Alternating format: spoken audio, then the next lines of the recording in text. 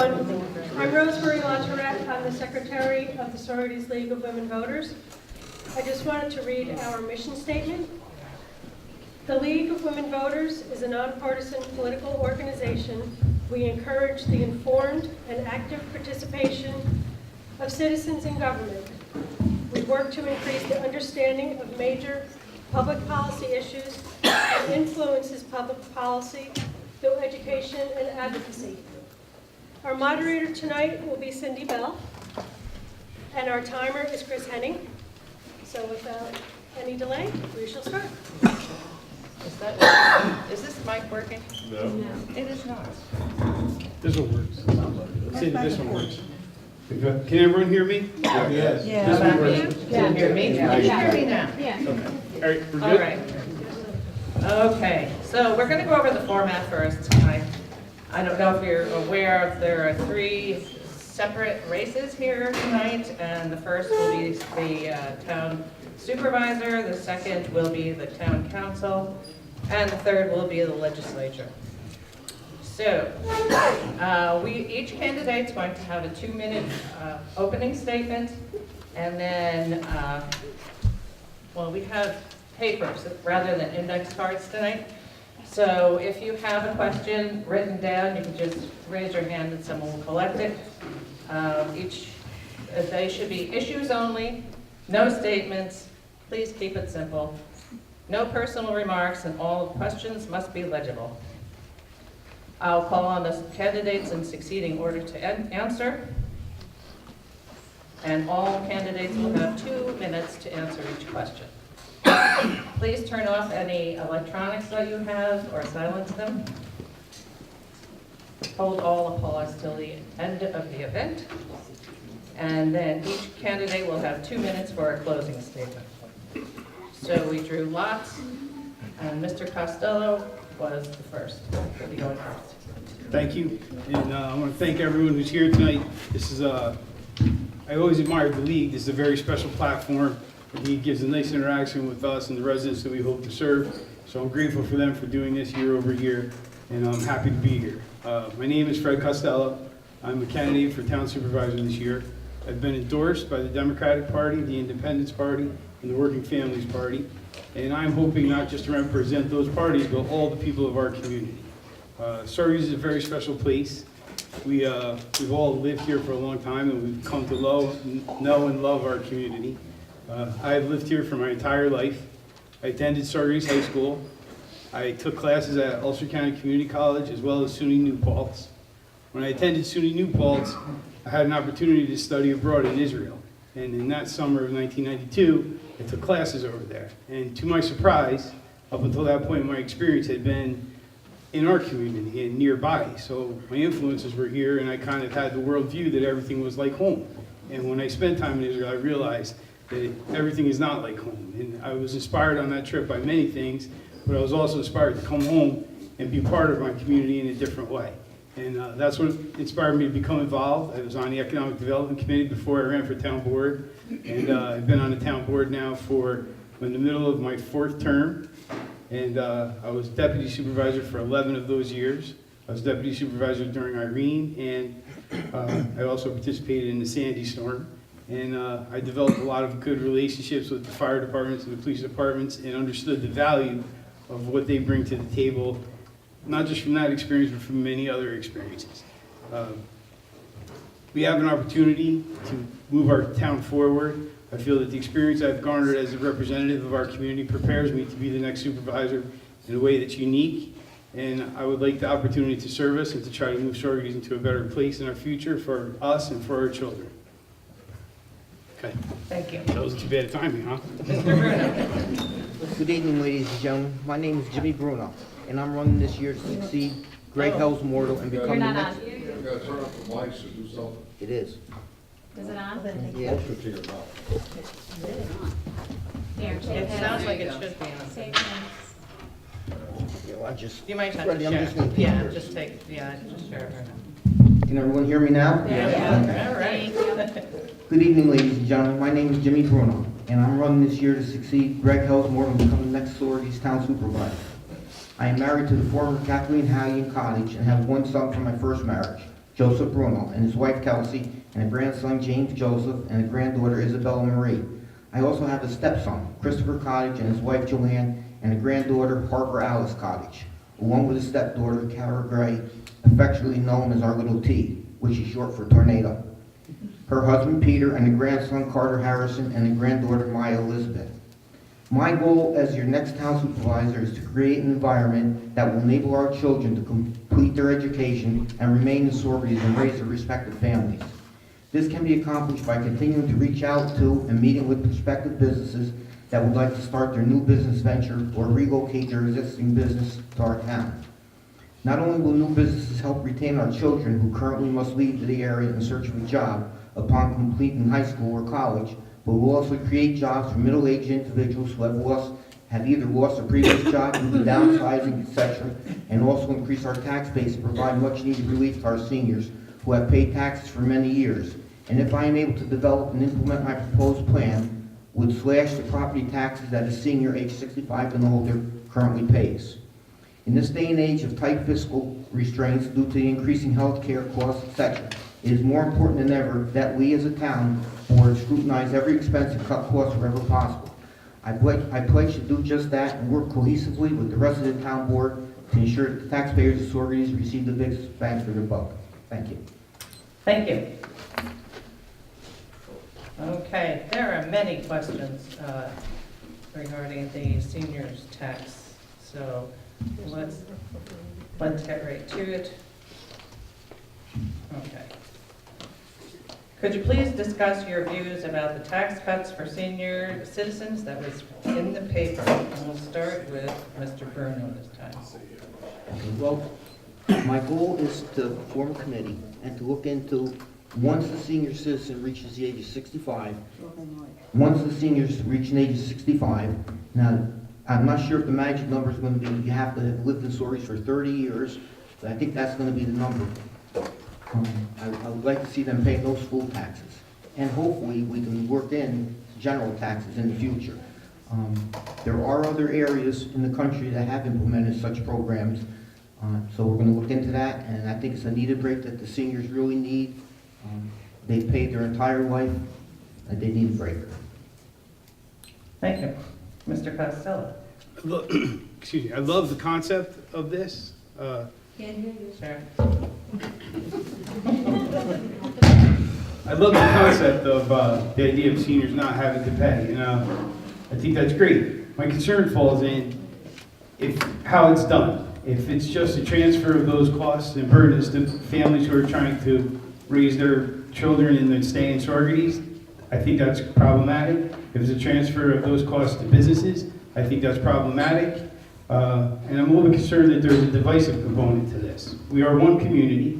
One of the things that Saugerties does better than some of our neighboring communities is we have a standardized tax code for everyone, and we can all be in this boat and complain about it together. I absolutely agree that there is room to improve it, and we need to be conscious of that. And as a town board member, we always do our part to try to make sure that our expenses are justified to the average resident, and we have to work with our partners in the schools and in the county government, which comprise our property tax levy. But,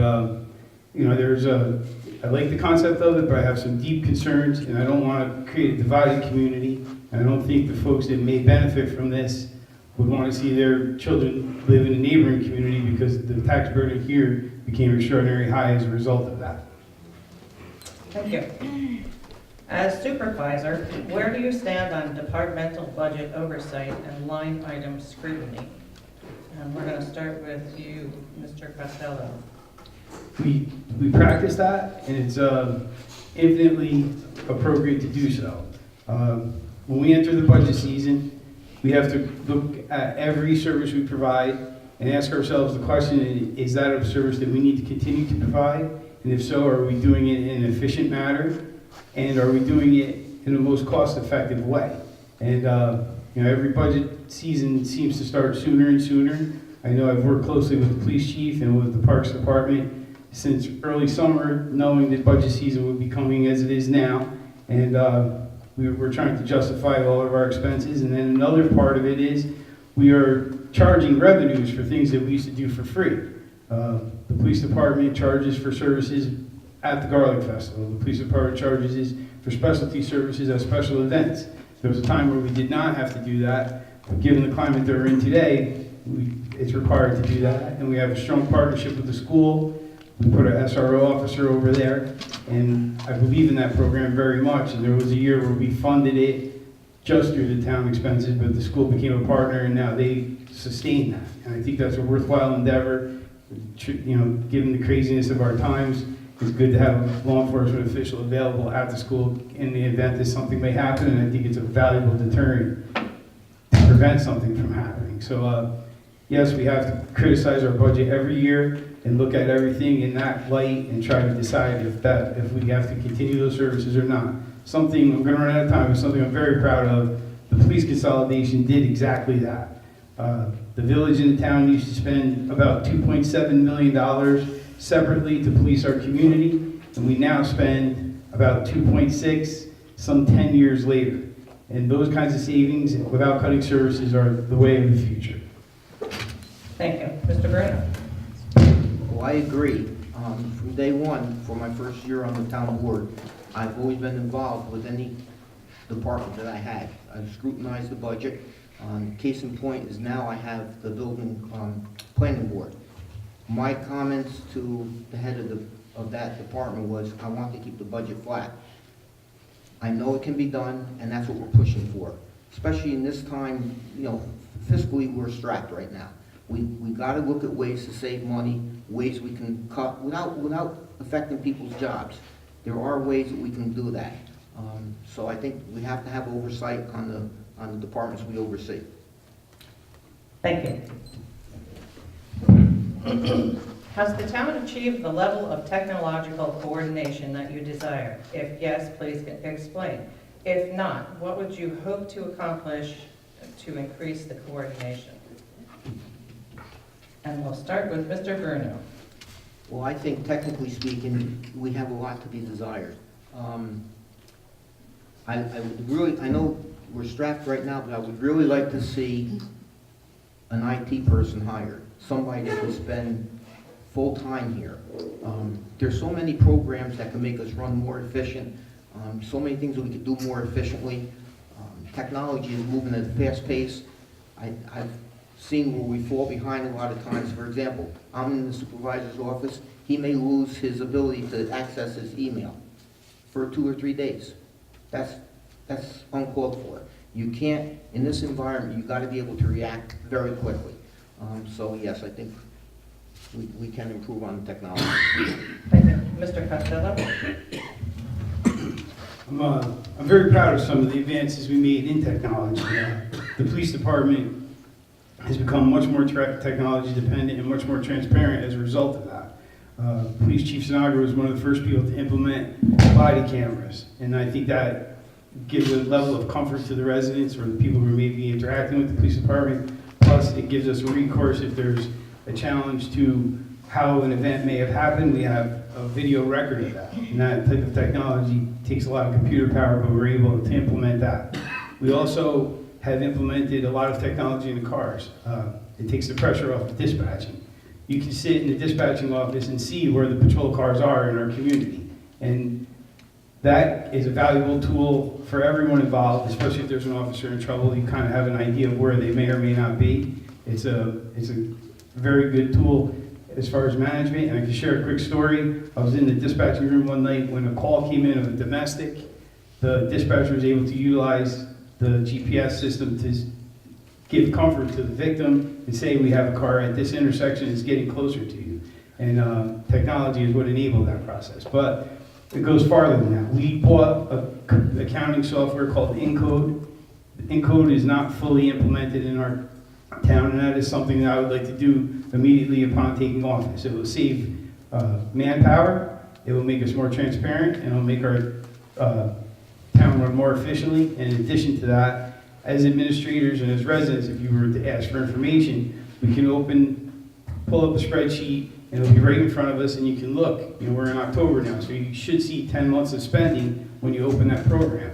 Right now, that is true in some cases and not true in others. I feel hopefully the next time this type of forum happens, we can report that if you open Encode and you look at 10 months of spending, it is 10 months of spending. And that type of standardization will go a long way in helping us save money, make us more efficient, and keep the town moving in a good direction. Thank you. Okay. Next subject is consolidation. Consolidation of services seems to be a theme for all candidates. Can you lay out your plan for consolidation of town and village services and quantify how much taxpayers will save? That's a lot of questions, but do your best in 2 minutes. Mr. Costello. Okay. I made a quick reference to the route I take when I look at the police consolidation. I think that's a perfect model as how we move forward. And the first thing you need is a willing partner. And in that case, we had a village government that sat at the table with us, negotiated in good faith, looked out for its own employees as we looked out for our own employees as town representatives, and we reached what I believe to be a fair compromise. And I believe if you polled the members of the police department, no one came over as a village or a town member. They just serve our community without blinders now. It's one community police department, and that's the way it should be. Those opportunities exist for other areas.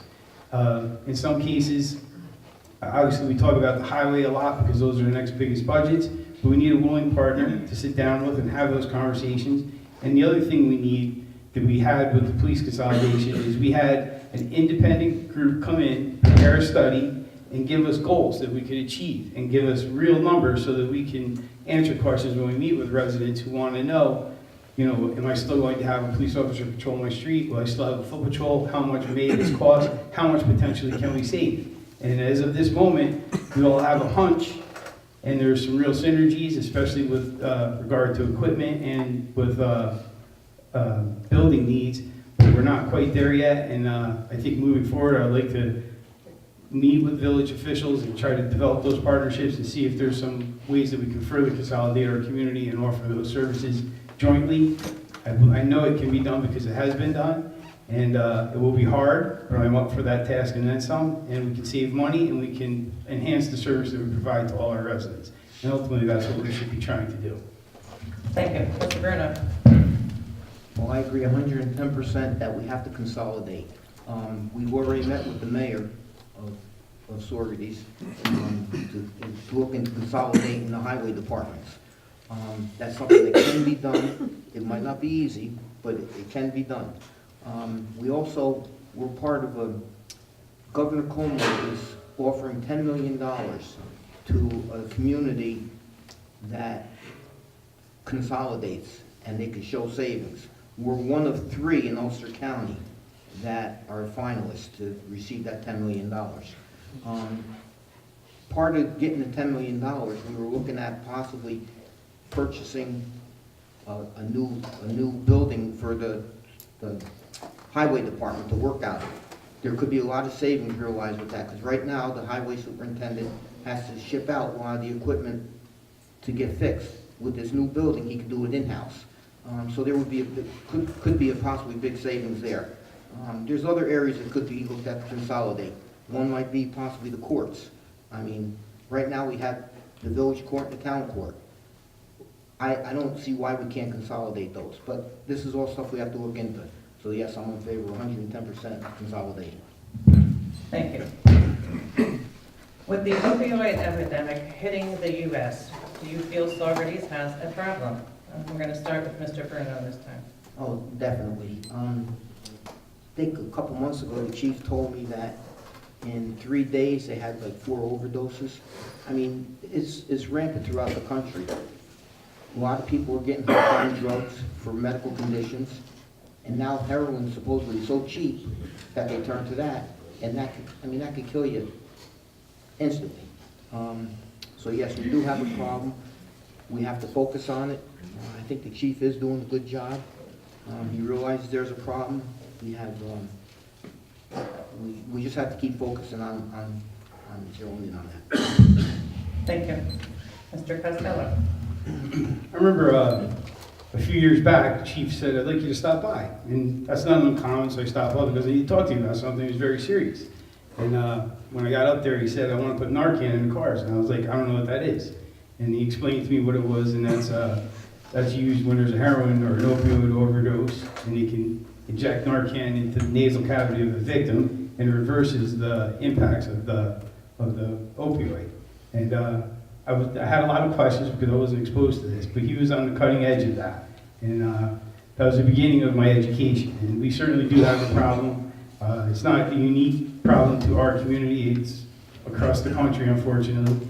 And I'm proud of the efforts that we have made with outreach, with using the Narcan in the police cars.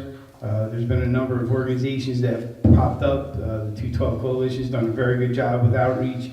We've gotten some nice support from public officials from across the board, and it's going to be an ongoing fight. And we have to stand strong. We have to look out for our children. And interestingly, this is not just a children's problem. This expands adults and all economic areas of our community. So it's a big problem. We are making some effort for outreach, some effort for education, and ultimately some effort to try to prevent loss of life. And we've had some success, but this is going to be an extraordinary long event. Another good thing that has happened recently is in the law enforcement community and the health community. When Narcan is deployed, it's recorded now in the same standardized fashion. So it's managed by the Ulster County Health Department, and those statistics have become available to us for the first time. So we're not reacting to a hunch or statistics from one community versus another. There's a standardized way that we all can look at these statistics and be critical of them and kind of learn from them to see how it affects our community, what age groups it's impacting. So we are making some progress, but it's a long fight. Sorry. Thank you. Do you support construction of a dog park? Mr. Costello. We are the beneficiaries of a person who, upon their death, left Saugerties with a part of an estate. And the point of this estate is to develop a dog park. So at some point in the future, we will have one. The estate has not been resolved yet. There's some real estate that originally was trying to be sold, and for some reason we were not able to get what the market thought it was worth. And that's not being handled directly by the town, but at some point that will be resolved, and those monies will be dedicated to the town for the purpose of the dog park.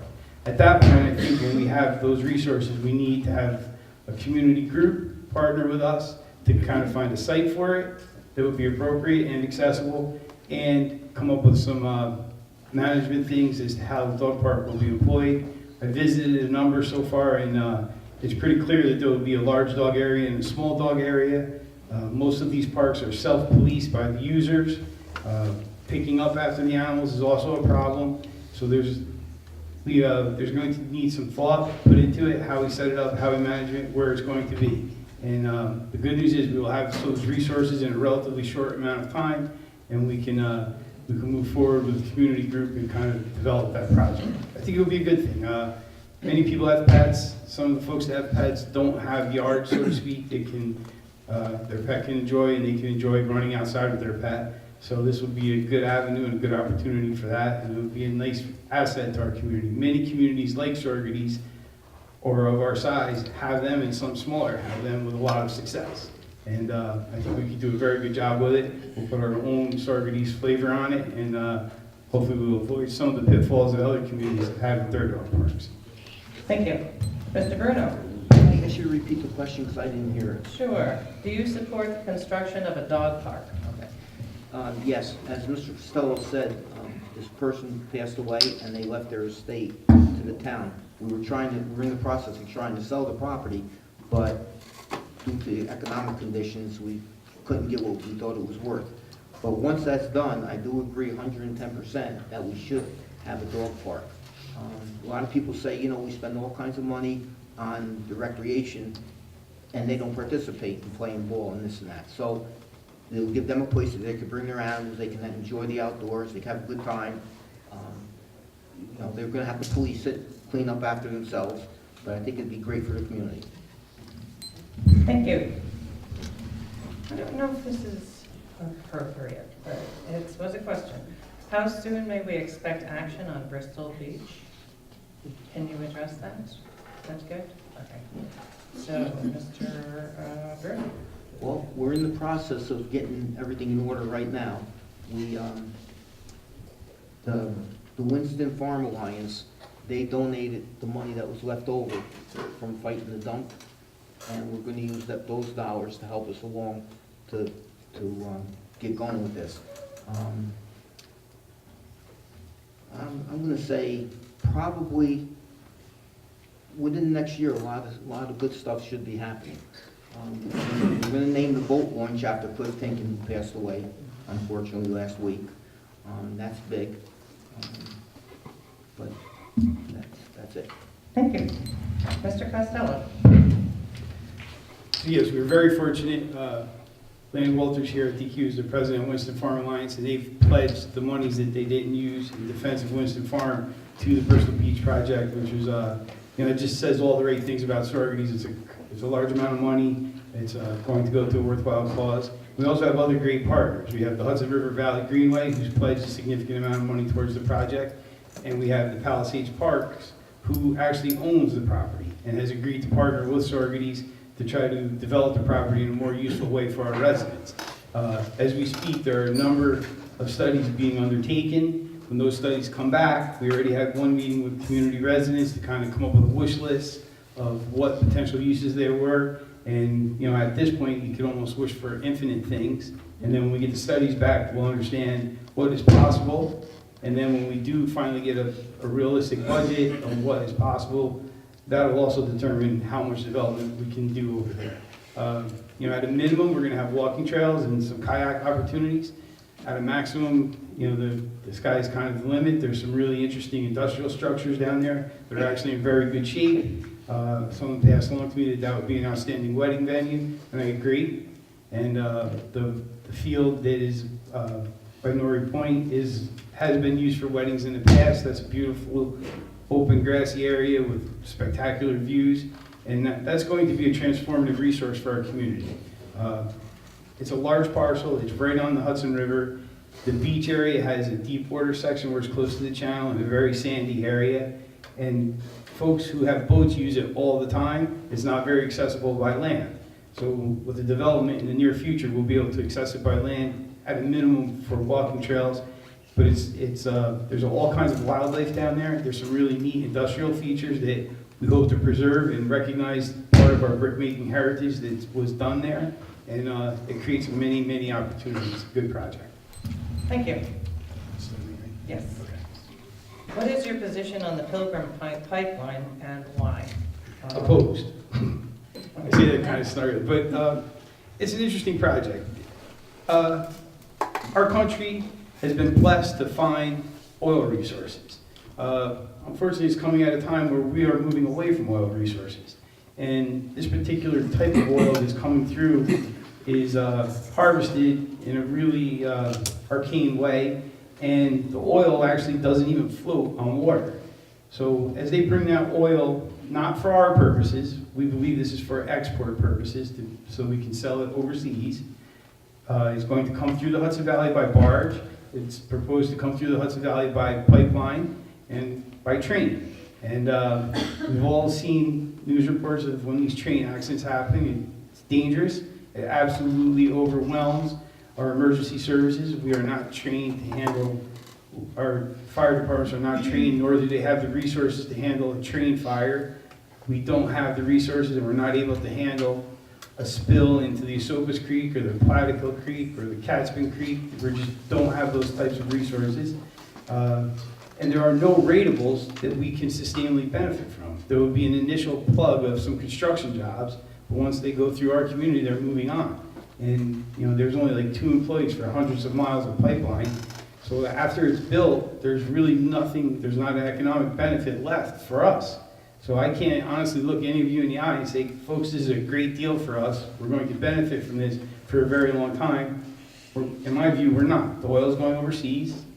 The risks and dangers to our natural habitat and our water resources and our service people who would respond to these things is all in Saugerties. And I'm opposed to it on those grounds. Thank you. Mr. Grona? Well, I also have concerns with it. Greg Hildenmore and I met with the one gentleman who was going to be in charge of building the pipeline. And I asked him the question, I said, we build nuclear submarines that are bulletproof. They go to unimaginable depths and they don't leak. Why can't you build a pipeline that doesn't leak? And he looked at me, he went like this. I said, oh, so you're telling me because of the cost, you're willing to take a risk for a pipe to break? That's unacceptable. I mean, in this day and age, if you can make a pipeline that doesn't leak, and I have concerns like Mr. Costello, I think that we should reap the rewards instead of sending the oil overseas to make, so the big companies can make money. I also attended a meeting for the barges that they want to locate on the Hudson River. And I asked the question at that meeting. I said, are we going to realize the savings in our price, the price of oil? They said, no, this oil is going to go overseas. That's ridiculous. If we're going to put up with the inconvenience of having this and the potential that something could go wrong, I can't see doing it. Along with that, I'm very upset with the fact that I was told that if a person decided they didn't want to sell their property, supposedly they could institute eminent domain. I'm totally opposed to a private person losing their property to have an oil pipeline put in. That just goes against the grain. Thank you. Thank you. What is your position on sanctuary cities? Well, first of all, I'm against sanctuary cities. There's several reasons. First of all, it's going to cost more for police and more for ambulance services to provide to the people that are taking advantage of it. And my biggest concern is, and I'm sorry, I don't understand what some people don't understand about illegal. If I'm going down the road and I make an illegal U-turn and a cop sees me, he's going to give me a ticket. And rightfully so, because I'm guilty. If a person's an illegal alien, why should they not be, if they're going to follow the rules and they're going to try to become a citizen, that's one thing. But just to remain an illegal alien and have a sanctuary city protect them, I'm sorry, I don't agree with that. Thank you. Mr. Costello. Chief Snyder's been an outstanding advocate in this regard. He met when he came here with people from all parts of our community, minorities and the like, and he's developed relationships with all the communities that make up Saugerties. And as a result of that, he's developed, those communities know that if they call the police department because there's a domestic incident in their home, they will have the police department serve and protect them as they would any of us. Chief has also said that he could offer a visa if there was an instance where someone was insecure because they were being in a situation where they were being victimized by someone who's capitalizing on their immigration status. The point of that is those communities are trying to assure their residents that the police department is there to serve and protect them. In Saugerties, that is being done on a daily basis. Our department has changed dramatically over the last few years. We are multilingual. We are we have male and female officers. Joe has done an outstanding job of making the community, the police department, look like the community that it represents. And because of that, I think that we are already achieving the goals that some folks think a sanctuary city is. I think the idea, the concept of that sometimes brings up bad connotations, but ultimately you want a police department that's there to serve and protect all of your residents, and we have that. Thank you. Do you have campaign financial disclosures available for public review? And I'm going to start with you, Mr. Costello. Absolutely. One of the things that the public is always skeptical of, folks that are in political offices, they want to know what we're up to and who may be influencing us, and I believe in that. And upon my decision to run for public office, and especially for supervisor, I had some good people with me, and we opened up a campaign account on my behalf. My disclosures are up to date. I can't write a check out of my own campaign account, and that's appropriate. People are giving me money for the benefit of my campaign, to help me carry my message forward, and the goals that I want to give to our community. And there should be a wall there where that money can't influence my decision-making policy. So I cannot write a check out of my own account. That's the way it should be. And I'm happy to report that we are current, and I'm grateful for the folks that have been willing to help me with that. I have an outstanding team, and those folks share that philosophy with me, and they've been great partners. And that is an indication that we want to be transparent and representative of our residents, so they know where we may or may not be influenced from. And money can be one of those things that creates bad influence. So it's very important that we all understand, who's supporting us, why they may be supporting us, and I believe in that locally, state level, county level, all the way on up to the federal government. I think that our country is crying for campaign finance reform right now, and it's one of the things we all agree upon, whether you're a Democrat or a Republican, and hopefully someday in the near future they will address that. Thank you, Mr. Bruno. Well, I'm not in charge of my campaign finance. I have someone taking care of that for me, but I can assure you that we're up to date. My last campaign, I had an individual, she was unbelievable. If you were a penny off, she would spend hours or days looking for it. So I agree that you have to be transparent to the public with that. Okay. We would like to hear your feelings on the proposed budget for the town and the proposed increase of salary for the department heads. Mr. Bruno. Well, I met with Gary Newkirk, our town accountant, last Friday, and I feel that we should be able to come in with no increase at all. I can tell you this, I'm adamantly against the proposed increases for the department heads. We're in the process of negotiating with the unions, and to give them an increase of that size right now, it sets a bad precedent for the people that we're negotiating with.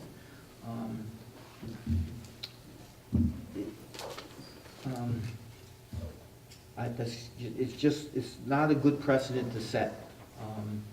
Does the chief and other people like that deserve their increase? I feel very strongly that the chief is doing an outstanding job. However, now's not the time to give that kind of an increase. Thank you. Thank you. Mr. Costello. A budget is not done until we adopt it.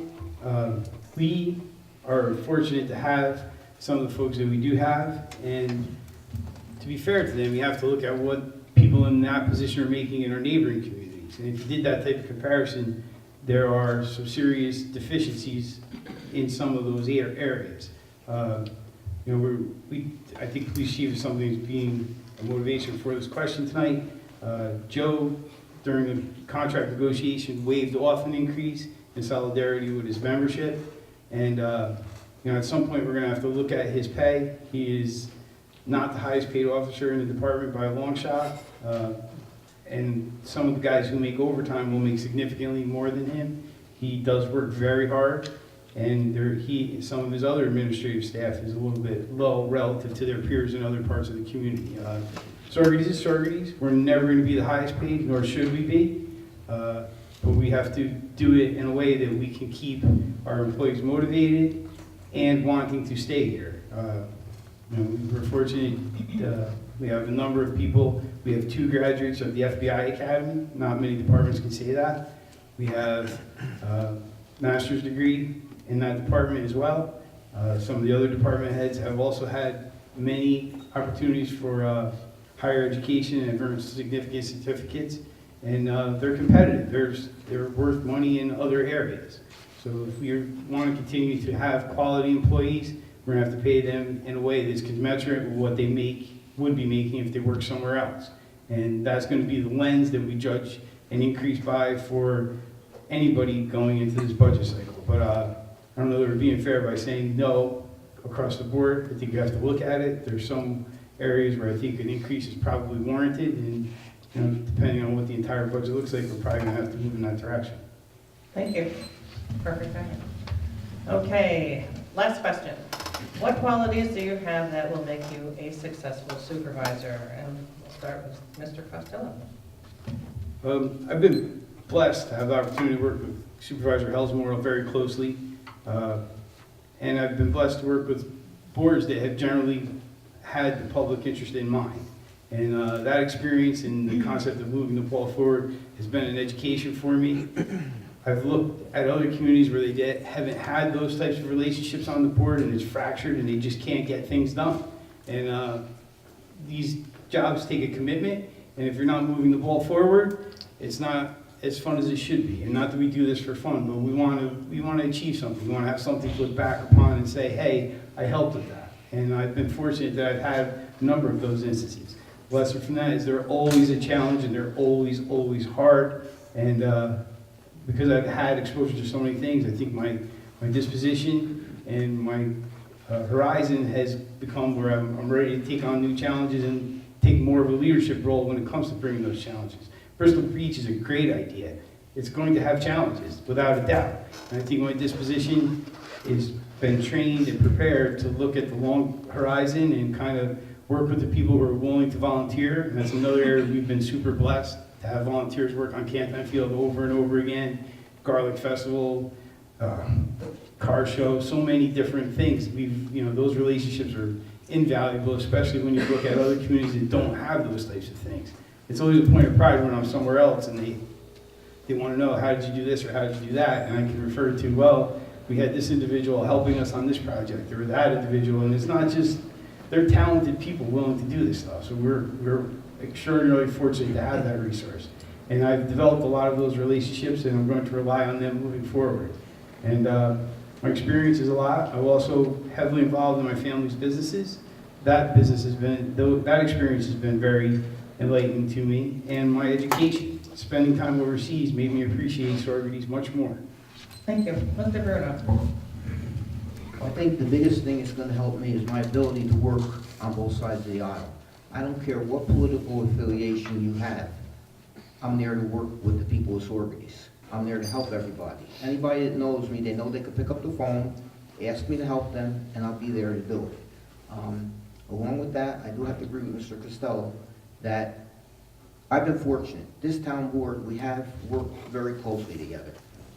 Our supervisor has been outstanding.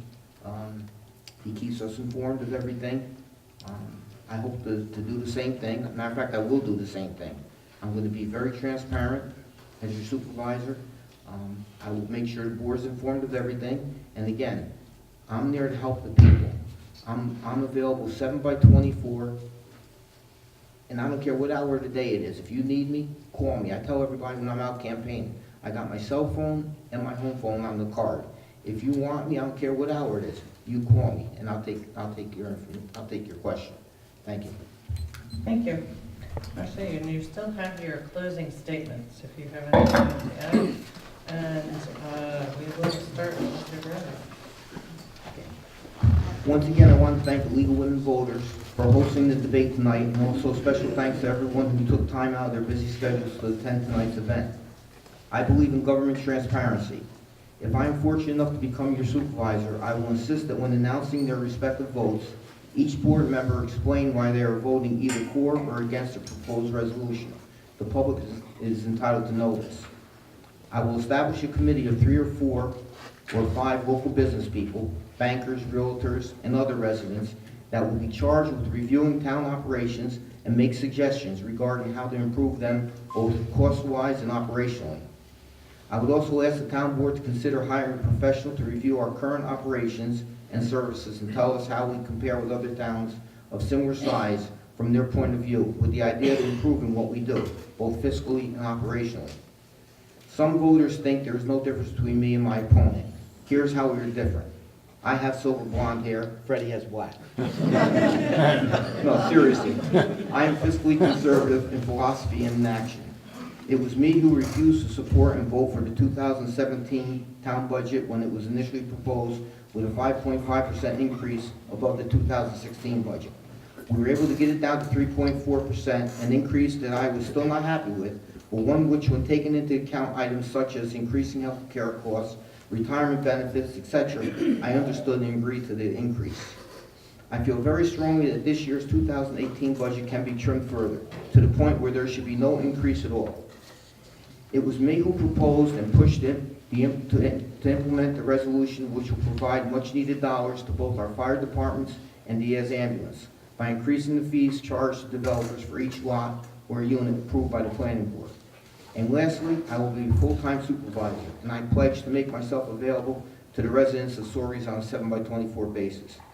In closing, I would like to take a line from Ronald Reagan, who my family referred to as my pen pal because of all the correspondence that was exchanged during his presidency. Mr. Costello, I can't wish you luck in the upcoming election, but I do wish you well. God bless everyone, and God bless America. Thank you, Mr. Costello.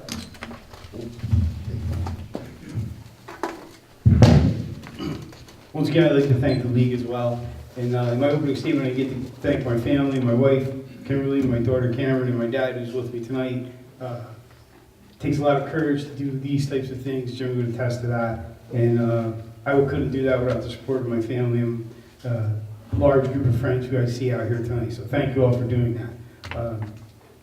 Saugerties is in a unique juncture. We have opportunity in front of us. Our comprehensive plan is coming due.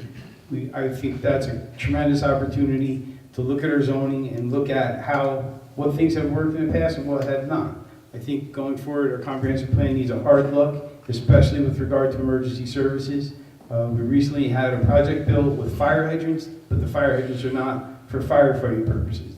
That's not a failure of the developer, that's a failure of us. We need to do better than that, and we can. This comprehensive plan opportunity, we can implement the changes with regard to firefighting, so when they go to someplace and there's a sprinkler, it's in the same place, standardized all the time. We can do that. We can also have markings on new construction, so when the ambulance shows up, they know which door is where the emergency is. These are simple things, but they will certainly make a difference. We need to do a better job with our accounting. We can do that, and we can save money in doing so and become more transparent. Another thing that didn't get any attention tonight, but it's important, renewable energy is here, and it's working. We are benefiting from it as we sit in this building tonight. And I want to continue those opportunities. We just opened a charging station that was entirely paid for by Volkswagen and is paying for the energy that gets consumed there as well through a lawsuit. That is at the ice rink. That is the first charging station in our community. The opportunities for that moving forward are going to only increase. The offerings from automakers are becoming more like the cars we drive every day. We're at the cusp of that, and we should be. And I want to continue to do that. We talked about the Pilgrim Pipeline. I want to stay opposed to that and fight it in every way that we can. And economic development didn't get as much attention tonight as it deserves, but we have to develop relationships and continue to foster economic opportunities so businesses not only stay here, but want to move here. Thank you. Thank you. Thank you both. We're going to take a 15-minute break a little less. We'll start with the town council candidates at 7:30-ish. Before you do, we have a brochure on the back table. There aren't many of them. It's about the Constitutional Convention. It's put out by the State League and could answer a lot of questions. But I do want to thank two very fine candidates. Thank you. Thank you.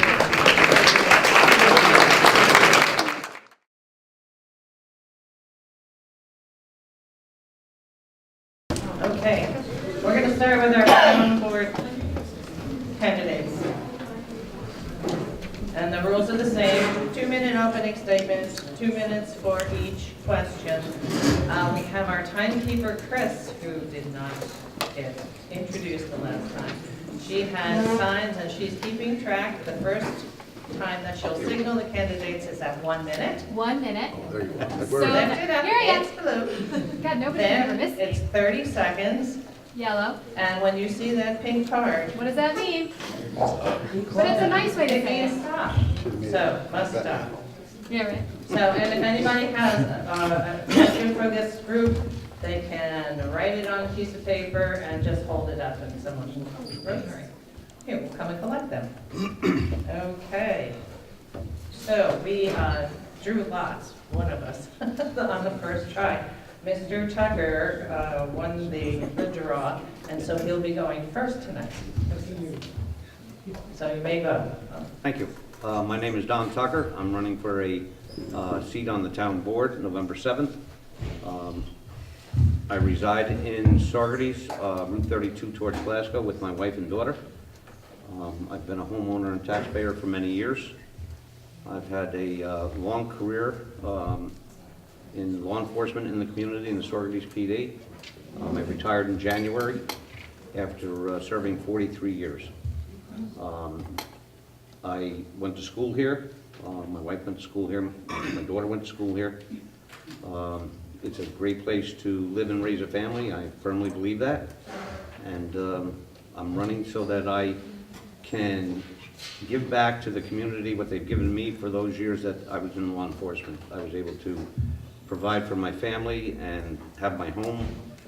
I was treated very well by the community, and I just want to continue to give back. I feel it's necessary. Thank you. Thank you. So we're going left to right, so Mr. Schoonmaker, you are next. So I would like to remind you all to speak into the microphone, because then they can hear you on TV. So I'm John Schoonmaker, and I'm 26 years old, and decided to, give this a shot and run for town board. I was a lifelong resident here of Saugerties, grew up in Berkeley Heights. My mom in the crowd here, did a great job raising me. And part of the reason I wanted to get involved with it is because, looking in the atmosphere we have going on today, you kind of, especially with my generation, you kind of feel like, how can you get out there and help? How can you make a change? How can you leave an impact that's going to be positive on the area around you? And after a nice little conversation with my brother one night, I realized, I can sit there complaining about everything going on, or I can do something about it. And, it popped up. My friend Chris Allen called me up one day and was just like, hey, we're looking for someone to run for town board. I think you'd be a great shot at it. Why don't you try out for that? And I decided, why not? I studied biology for 4 years. That was pretty hard. I don't think running for town board would be too difficult. And I just want to really, like Tucker had said, give back to the community that raised me. I grew up here. It shaped who I am today, the friendly Saugerties. I'd like to think that anyone who meets me, I always have a smile on my face. I'm always greeting, trying always to look on the bright side of life.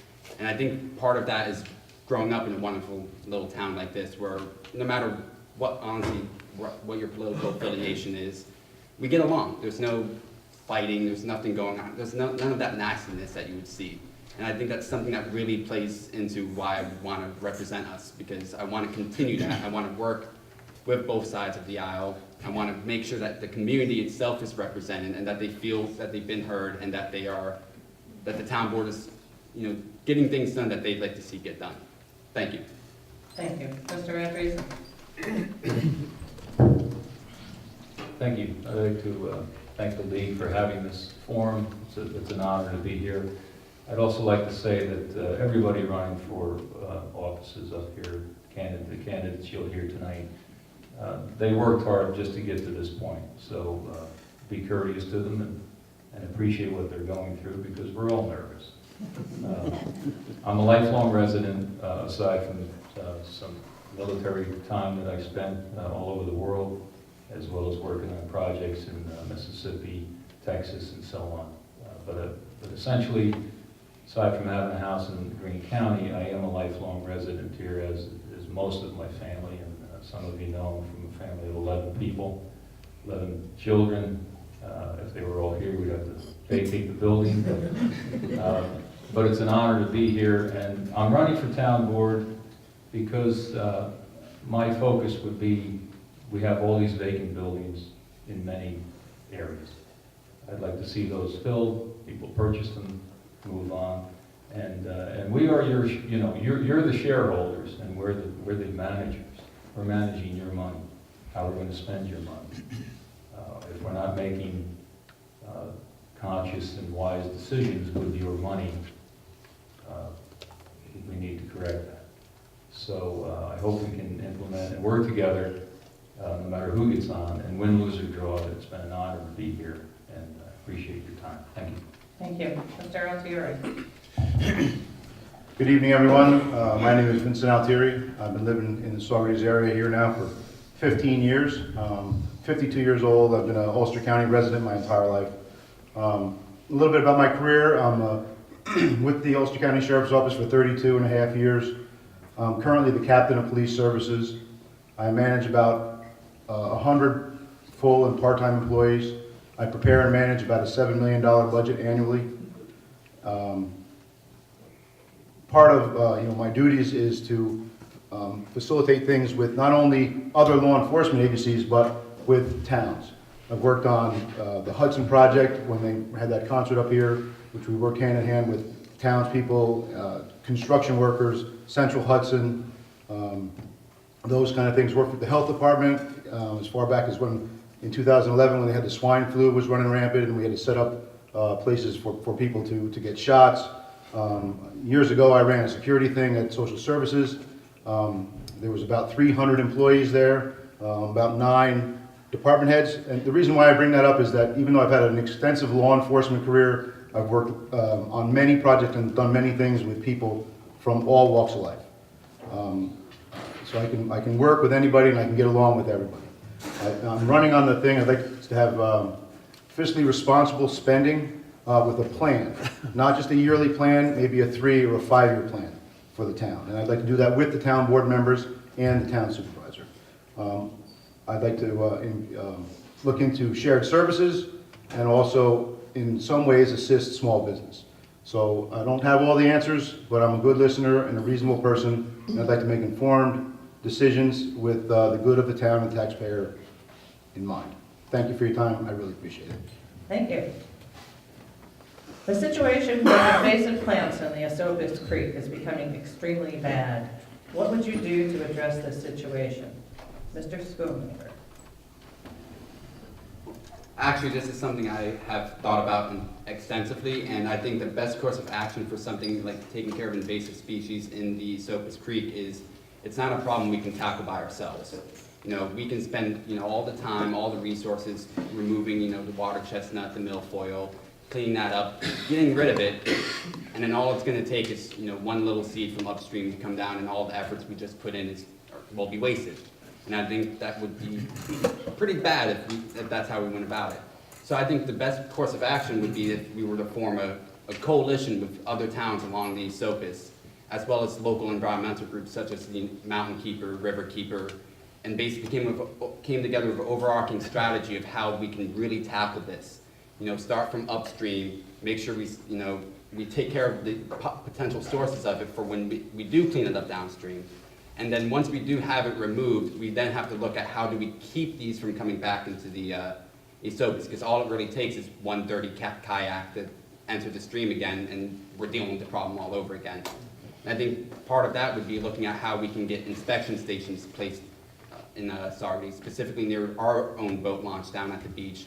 Maybe even looking into if we can somehow find either a grant or the DEC would be willing to come in, set up even a steam cleaning station at the boat launch. So that way we can ensure that any kayaks coming in, they're getting cleaned, but it's not going out of their way to get them cleaned. So that way they're going to be encouraged to use that. And then with that, we can then hopefully work with other groups other towns upstream to do the same thing. So that way we don't start rehashing the same issue, because invasive species are tricky. It's hard to get rid of. I know the Saugerties Bend Conservation had attempted to remove them before, and they probably ran into that issue of, you know, you can get rid of all of it, but if you don't work together as a community, and that means everyone up along the stream, you're not going to solve it. Thank you. Mr. Andreessen. I think we do need to partner up with the DEC, the DEP, and try to get ahead of this, be proactive, because as Mr. Schoonmaker, eloquently stated that it's going to just get worse. I think we need to partner with those other towns and see if we can come to some conclusion. Thank you, Mr. Arthur. I would agree with both candidates. I would think that this is something that should be addressed on with the town, but with the state and federal level. There has to be, this has to be occurring other places. I would say we shouldn't try and reinvent the wheel. Let's use something that's worked someplace else. Let's see if we can do that with federally, federal funds or state funds, something that is not a burden on the taxpayer. And if we need volunteers or we need people to help, that's one thing. But it's certainly something that needs to be addressed. And there, like I said, it has to have occurred other places. And whatever the resolve there worked is something that we should look into here. Thank you. Mr. Tucker. I agree with the other three candidates. I think that it needs to be a multi-agency task force to get rid of the problem. This year is the worst I've ever seen it. And I've seen it bad in past years, and I know that the Conservancy, a lot of people went over there with boats and that to try to rake it out of there and get rid of it, but I think this is a different type of vegetation. And I don't think that and I don't know this to be a fact, but I don't think the release of the water has been any help to the Saugerties area with the creek. Certainly not with the water clarity, and I don't know if that could be partially responsible for this growth or the speed of the growth of these weeds. But I do agree that it should be a multi-agency to try to eradicate the problem. Thank you. What can our town be doing to adapt to and prepare for changes due to climate change? And we'll start with Mr. Andreessen. Town, it would be difficult for me to qualify anything that would make sense. I'm not a scientist, I'm not a geologist. I do believe that climate change is an issue. I think we should keep our ear and our eyes open to what the federal level and the state level are doing with this type issue.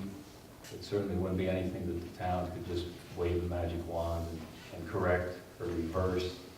But it is real, and anybody who thinks it isn't, may not be reading the same stuff I'm reading. But I think we should just be cognizant of it, and any of these renewable energies that we could promote in the town would certainly help.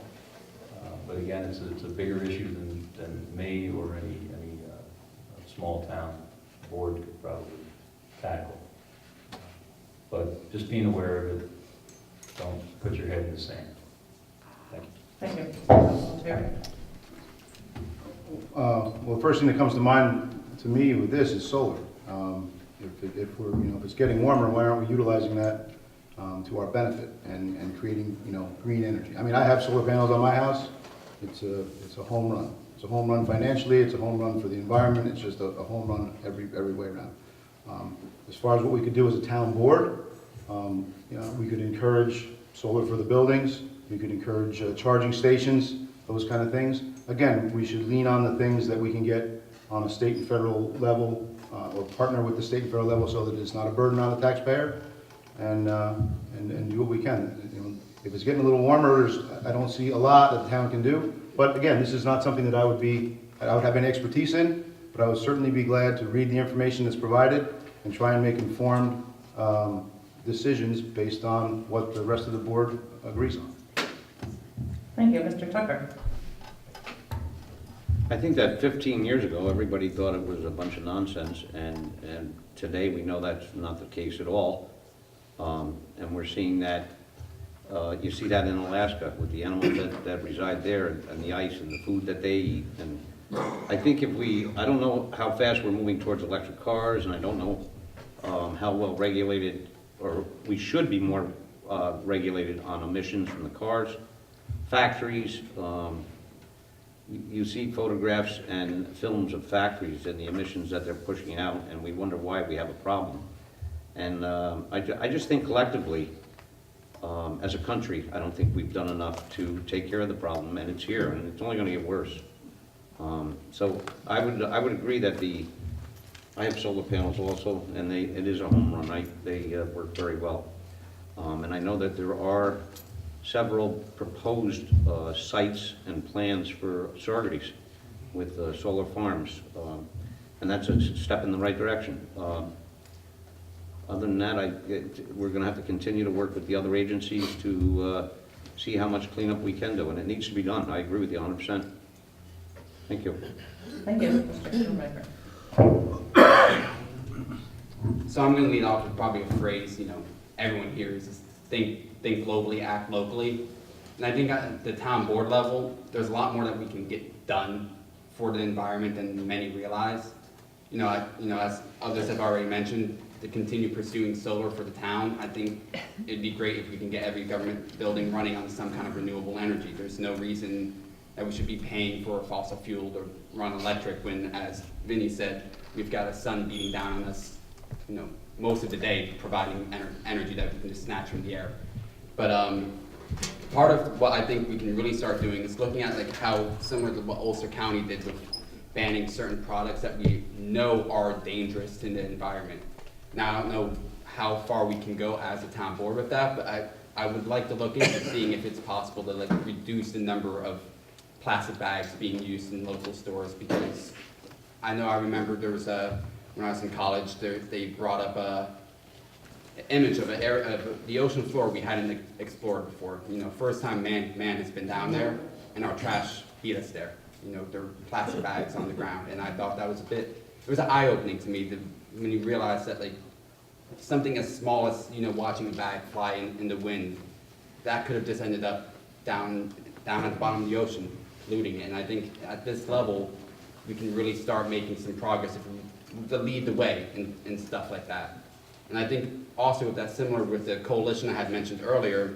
I think pursuing that, as Don mentioned, there are proposals for solar facilities, and I think we should work together with other towns in the area, see if we can get a solar facility built that would power our towns. You know, with all of us pulling together, I think we can see serious, you know, cost savings there, as well as helping out the environment to the best of our ability by maybe being on that frontier, just like how Ulster County has, of creating a nice large center that would be able to power us. Thank you. All right. With Narcan just a stopgap or even a crutch, what do you propose to reduce the opiate epidemic in our town? And we'll start with Mr. Altieri. Well, I've certainly been involved in a lot of opiate-related things with my law enforcement career. You know, we handle them all over the county. I can tell you that Saugerties is not the only town that has a drug issue, specifically an opiate issue. I think you know, it'd be easy for me to sit here and say we'll just hammer them with law enforcement, and that's certainly, there is some aspect of that certainly works. But I think education, and more specifically education in youth, is the key. If you can get the kids that are 12 and 13 to stop experimenting with their parents' Oxycontins, then they're less likely to have problems at 15, 16, 17, and 25. So I would say education is key, enforcement is key, partnerships between law enforcement and other coalitions, opiate coalitions, so that you can get a good look at law enforcement and not just see the guy that's giving you a speeding ticket and breaking your chops, but the people that really want to help you and help your family and help your children. Anybody who's had an opiate addiction or has had a family member that was addicted to opiates, it's significantly worse than anything else.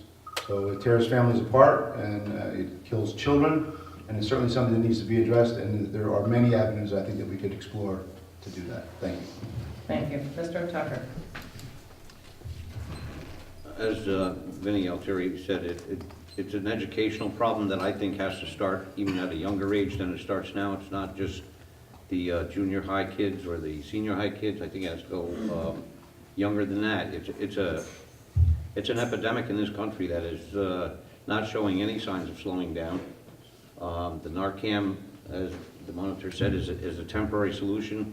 We've seen overdoses. When I was on the job, same person 2 or 3 times a day, and they were administered Narcan and they're right back at it again. It's an age-old problem that has gotten much worse. You're reading and hearing about all the deaths that are occurring in this country from it, and I think I agree with Vinnie that the key to this is education at a younger age. Thank you. Thank you. Mr. Supervisor. So it's definitely a major issue that we've been seeing pop up recently, and I think part of that has to play into the fact of, you know, overprescribing prescription drugs. For a child, it doesn't take much for them to open up a medical cabinet, reach in there, and they don't even need to read the bottle. They just see, it's like, oh, this is going to be something that's fun, let's see how it goes. And a lot of the times, those are just ones that have been, they're not being used anymore. They've been left there, they've been forgotten about, you know, pushed back behind the cough medicine that, you know, you just don't see anymore. I think part of really, a way to really kind of help that is if we were to find ways to set up locations within the town where people can hand in these old prescriptions, where we can get them out of the houses. They're not getting flushed down toilets, where it's not really beneficial to anything, and where we can also get, you know, a location, easy location, so that when these are dropped off, you don't have to worry about it. You don't have these potentially dangerous things that can ruin someone's life down the line. And as they have mentioned, the education is a big part of this. And I think just as important as it is to educate the youth on it, I think we also have to start reaching out to the current users, the ones that are already suffering. You know, it's my opinion that most of the people who are addicted to these kind of substances, they're not doing it because they enjoy it. They're at a point in their life where that's the only way they're feeling good. And I think if we were to reach out to them, let them know as a community that we want to help, and that we set up, work groups with them where they can come in, talk about their experiences, where we wouldn't judge them about what they were doing, because I think that's part of the reason why some of them might, maybe they go back because they don't think anyone wants to help them, or that they feel that they're going to be judged in a negative light because of what they do, when most of them are just, they try to get by just like you and me, but they took a wrong turn down the road, and I think with just the right nudge, we can really help them out, just like with the Hopes Rocks Festival, which I think was amazing to have. Thank you. Mr. Andreessen? I think everyone in this room has someone in their life or someone that they know who's been affected by some sort of drug. And I think it's hopelessness that drives people into that scenario to begin with. As a father and a grandfather of 4 granddaughters, it would break my heart if anything ever happened to them, as it would your folks and your family. So I think, you can treat the effects afterward, but treating it beforehand, somehow getting, like everyone up here has mentioned, helping these people, back in the day when they had just said no, well, everybody just kind of laughed at that bumper sticker. So somehow or other we gotta give young people, if they're affected, something more than hopelessness, something they can aspire to. And if someone's around people, they should say something. If we're all around people who have issues, and maybe step in, maybe step up to the plate, don't ignore it. But I don't have a solid answer, and certainly I couldn't, profess to have direct knowledge of all the ins and outs. But I think I see kids that are desperate, and I see it in our grandkids' friends and things like that. You kind of know they're heading somewhere. So how we fix that, I don't know, but just keep your eyes on it. Thank you. Thank you. What is your position on sanctuary cities? And we'll start with Mr. Tucker. I'm against the sanctuary city status. I believe that anyone coming into this country should do it the legal way, just like our forefathers and foremothers did. However, I think that our government should do everything possible to make that transition to legal as easy as possible. There are many of these people that are in this community, have been in this community, are raising their families in this community, and they're hardworking people, beautiful families. And I just think that there's got to be a way to, we need to know, identify them just like we have to identify ourselves every day of our life. I think that needs to be done legally and as easy as possible for them to come and stay into this country. Thank you. Mr. Schoonmaker. I think the problem with the sanctuary city movement is that a lot of people kind of, it's been a game of telephone where they heard it from someone, and what a sanctuary city really is, I think, has been misconstrued in a lot of people's eyes. Because really all it is just ensuring that, undocumented person, say they got robbed, they witnessed a murder or anything along those lines, any kind of serious crime, a sanctuary city status just really means that they can pick up that phone, call the police, and report this serious crime that just occurred in the community without fear of having their entire life ruined. While they do need to start going through the process of becoming a legal citizen here, they shouldn't have, we shouldn't have an actual criminal running amok just simply because they were worried that they would have to be ripped up out of their life, pulled away from their children if their children were born here and are citizens, or having, being separated during the deportation process. So I am for sanctuary cities. I think it's something that, as the definition I gave it, is something that's beneficial to the community overall. Because most of the undocumented workers here, as Don Tucker pointed out, they work hard. They give back to our community. They want to feel a part of it. And I think by passing something like a sanctuary city resolution, we would really make them feel more welcome, feel that the police would want to help them out. And maybe, it might give them that last little push of, becoming a citizen. Maybe they didn't feel like they were fully involved with the community, but then with that little, something as small as, passing that resolution, they like, these people really care for me.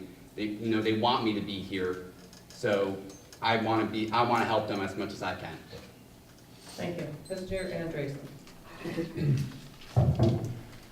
I'm against the sanctuary city because I find things like that are more of a bumper sticker and maybe makes people feel that they're doing something by enacting that.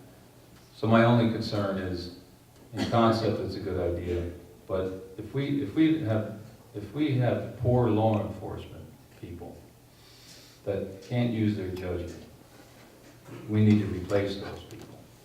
So hopefully, and I think we have fine law enforcement people throughout this county, throughout the state.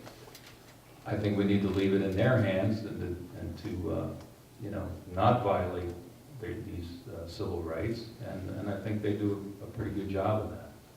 But as far as making a resolution, I don't think that would be the way to go. I know that will, I know that, some folks in the crowd would find that not understandable, but I don't think that's the answer.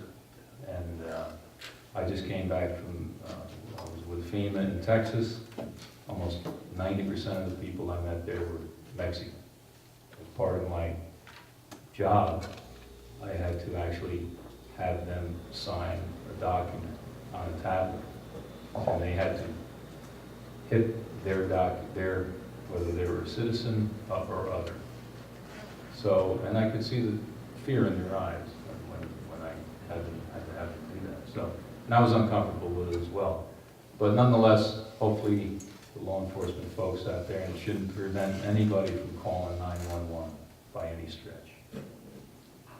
Thank you. Mr. O'Leary. I would be against sanctuary cities or even the resolution of a sanctuary city. I'll clarify that though I agree with Mr. Tucker. We shouldn't be taking a person who's been living here and raised a family and is a hardworking person paying taxes and ship them out. I think there should be a mechanism for the mistakes that have occurred for the last 40 years. That doesn't mean ship everybody back. That means let's do the right thing for the people that are doing the right thing for us. And expedite that in a fashion that the person meets the criteria, just like anybody who's coming across the correct way, because it's too large a problem now to say just ship everybody home. It's absolutely not possible.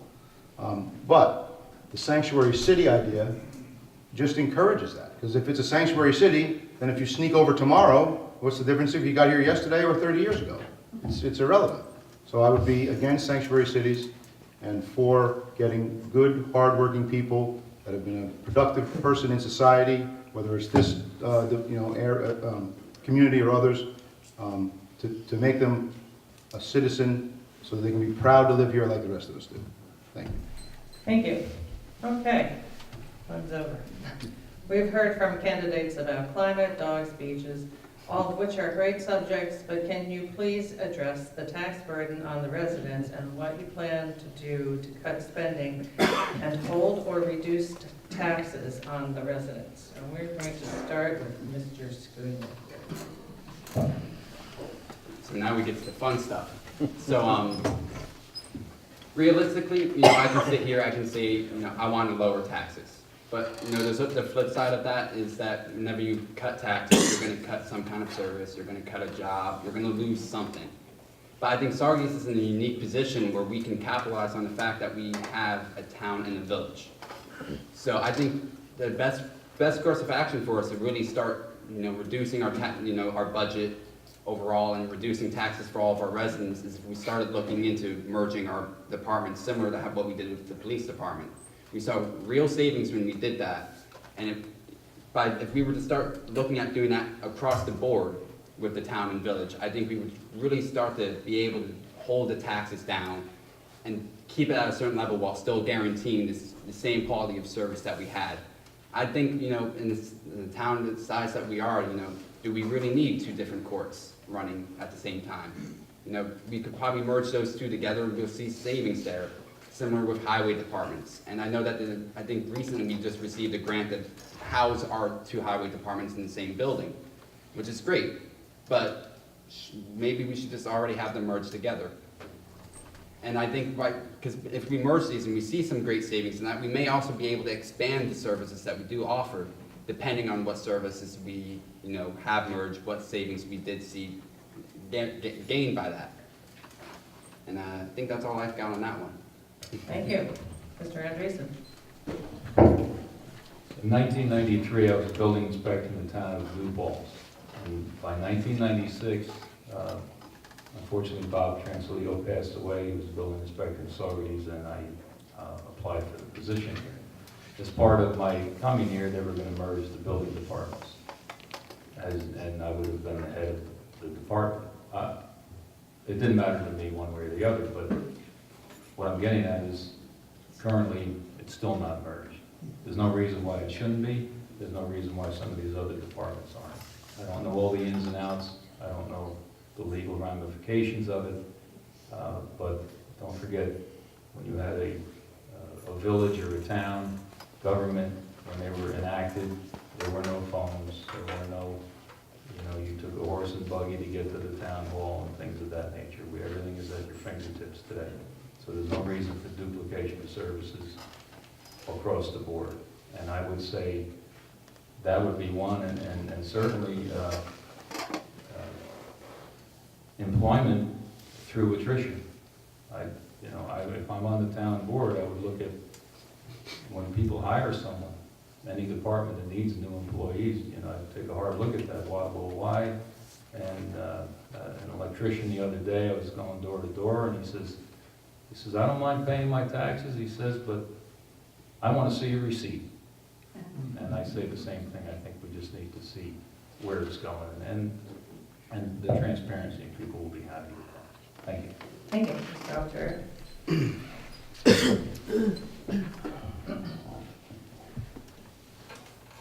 I just drew a blank. Hold on a second.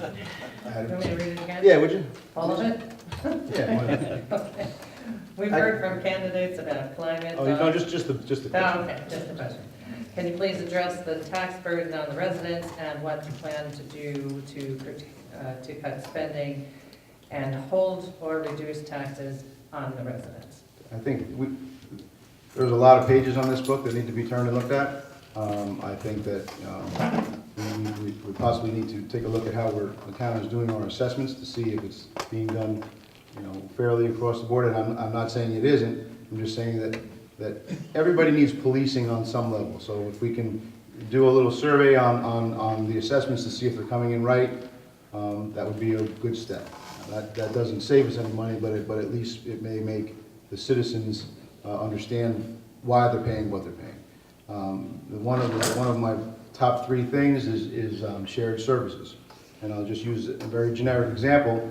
I don't know if we can combine with the town of Woodstock and the town of Ulster and buy 100 tons of sand and salt for the roads instead of 10. Normally when you buy things in bulk, you get a better deal on them. And that would go, and there's a trickle-down effect of that to every department.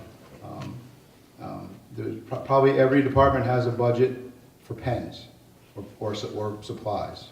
So maybe as a town, you can buy 100 cases of paper instead of each person vending out 10 cases of paper. Every dime adds up, especially on a small town level. So I think that shared services is one of the things that we need to look into, possibly consolidation, or maybe even not so much consolidation, but is there a job that can now, through attrition, one person can do two things? That's very possible. That's certainly happened in the county. There definitely are jobs that are full-time jobs that maybe one person could take on a little bit of this or take on a little bit of that. I wouldn't want anybody to lose their job, but if someone was retiring, and that can be divvied up amongst a couple other people, it saves a salary. I'm about out of time, so I'll just close it right there. Okay, Mr. Tucker. This is something that I'm passionate about, and if you got an opportunity to see my platform, I spoke about the taxes, the budget. and property assessments. The number one complaint going door to door, without question, number one complaint is taxes. Everybody's tired of the high taxes. There's two ways that I know of to reduce the taxes. That is to cut services or bring big business in to offset the tax base for the homeowner. And with that said, neither one of them are easy. Big business is not here the way we would want it to be to reduce the taxes. I think the department heads do an excellent job trying to maintain the budgets that they have and do cut interdepartmentally where they can, but it's not enough. We have to develop a mindset, and it's not just me, it's collectively it would be the board, to start saving and building up our low reserves. I was told today that our reserves have approximately $170,000 in them. That's extremely low. That's not a lot of money in today's day and age to have should you have any kind of emergency or some kind of catastrophe. So we need to work on that, but we have to develop the mindset that we're going to start reducing the taxes, even if it's by 1% or 2%, instead of increasing them 1% or 2%. And I will make every effort, if elected, to get to the board to try to get that done, to cut the taxes so that people can have a break and feel some kind of a relief. One man, I mean, he even got hostile with us. We were walking, not towards us, but, I mean, they're that passionate about it, and they want change in the area of taxes. Thank you. Thank you. Okay, what is your plan to improve economic opportunities in Saugerties? And we'll start with Mr. Andreessen. Thank you. That is important to me. I'm a small business owner. I'm a retired building official, but pensions don't go too far, as you know. And I have a lot of friends and family that are small business owners.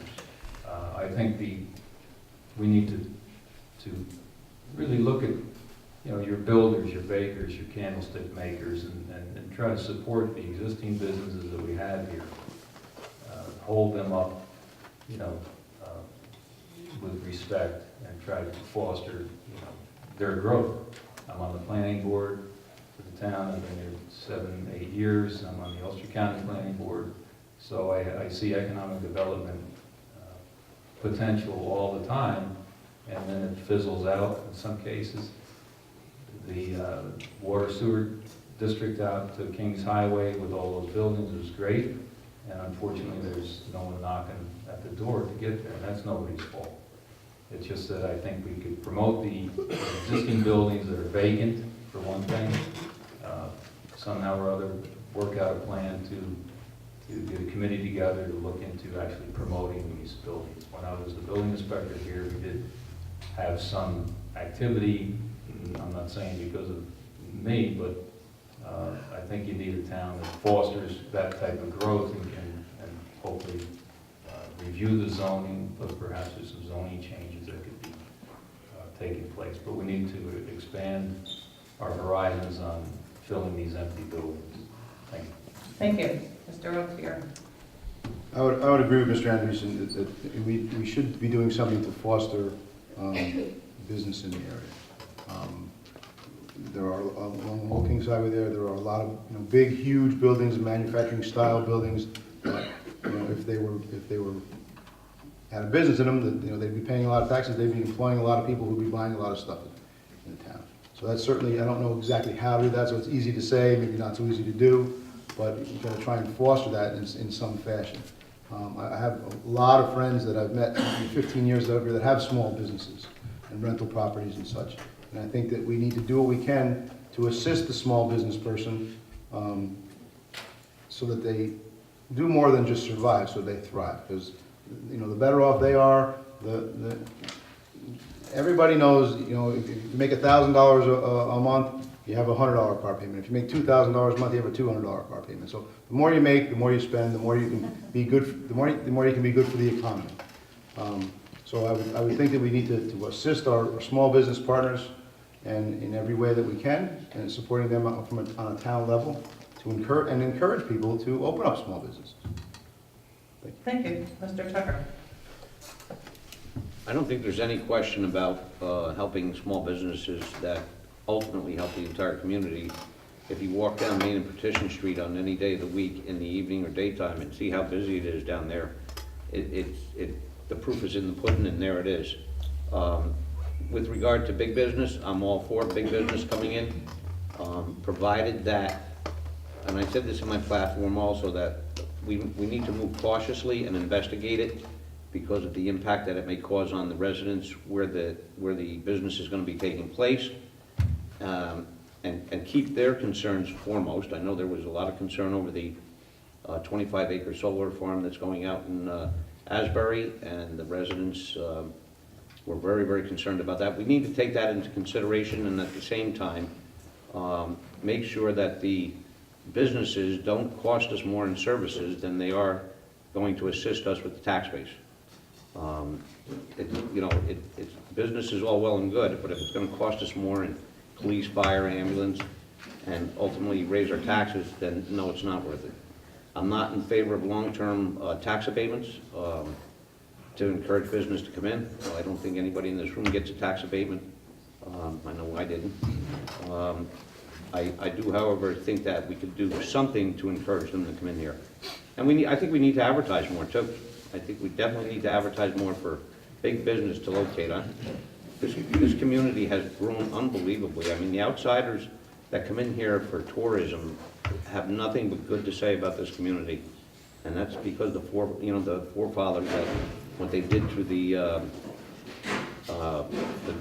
growth of these businesses, it's really taken off. People have good comments to say about Saugerties, and we need to keep going in that direction, not hurt us. Thank you. Thank you. Mr. Schoonmaker? So I personally think that the medium-sized businesses are probably the best path to go for Saugerties. You know, we already kind of in this area went the route of big business when IBM used to be around here. And the problem with going with such a large business is it's great while it's here, but what happens when the next town over offers them a better deal, or for some reason they decide to shut that down? I don't think our area still has fully recovered from IBM leaving. So I think pursuing small, medium-sized businesses that are, in a variety of industries would probably be our best bet forward to kind of protect ourselves against, one of them up and leaving, and then all of a sudden that staple of the community's gone. And I think right now, especially in Ulster County, we're at this unique point where we're seeing a lot of interest from the film industry. We were recently included in New York State's film industry tax break. And I know that recently the county worked with, I think it was like 10 local banks into forming, a loan program for people looking to get involved in the film industry. And I think, out on Kings Highway, some of those larger buildings out there would make an excellent location for a movie studio to set up shop. A lot of them are doing filming in Kingston now and in the surrounding areas, but, we all know that real estate market's getting pretty pricey in Kingston, with the Sione building going for $4 million there recently when it was only put up for $1 million. But I think if we were to entice these people to come out and check out Saugerties, we offer the same thing as Kingston. It's only out on Kings Highway, maybe 15 minutes away, and that we can provide just as much good services, probably a little bit cheaper for them than, having to set up shop in Kingston. I mean, we have the freeway exit right there that would entice and bring them in. So I think, bringing a movie studio would probably be a good step forward to really capitalize on what we see expanding in this area. And I think, pursuing some renewable projects like the solar farm, while we do need to take into consideration, residents' concerns, I don't think we should just shut them down. We should maybe find another location and get those good jobs here in this community. Thank you. Okay, we're running low on time. So we're going to go right to our final statements of 2 minutes apiece, and we're going to start with Mr. Altieri. Okay, folks, I thank you all for coming. I know this is a long night after probably most of you worked a long day. It's my honor to be here. It's my honor to get a chance to run. I've learned a lot. This is my first political rodeo, so to speak, and it's been interesting to say the least.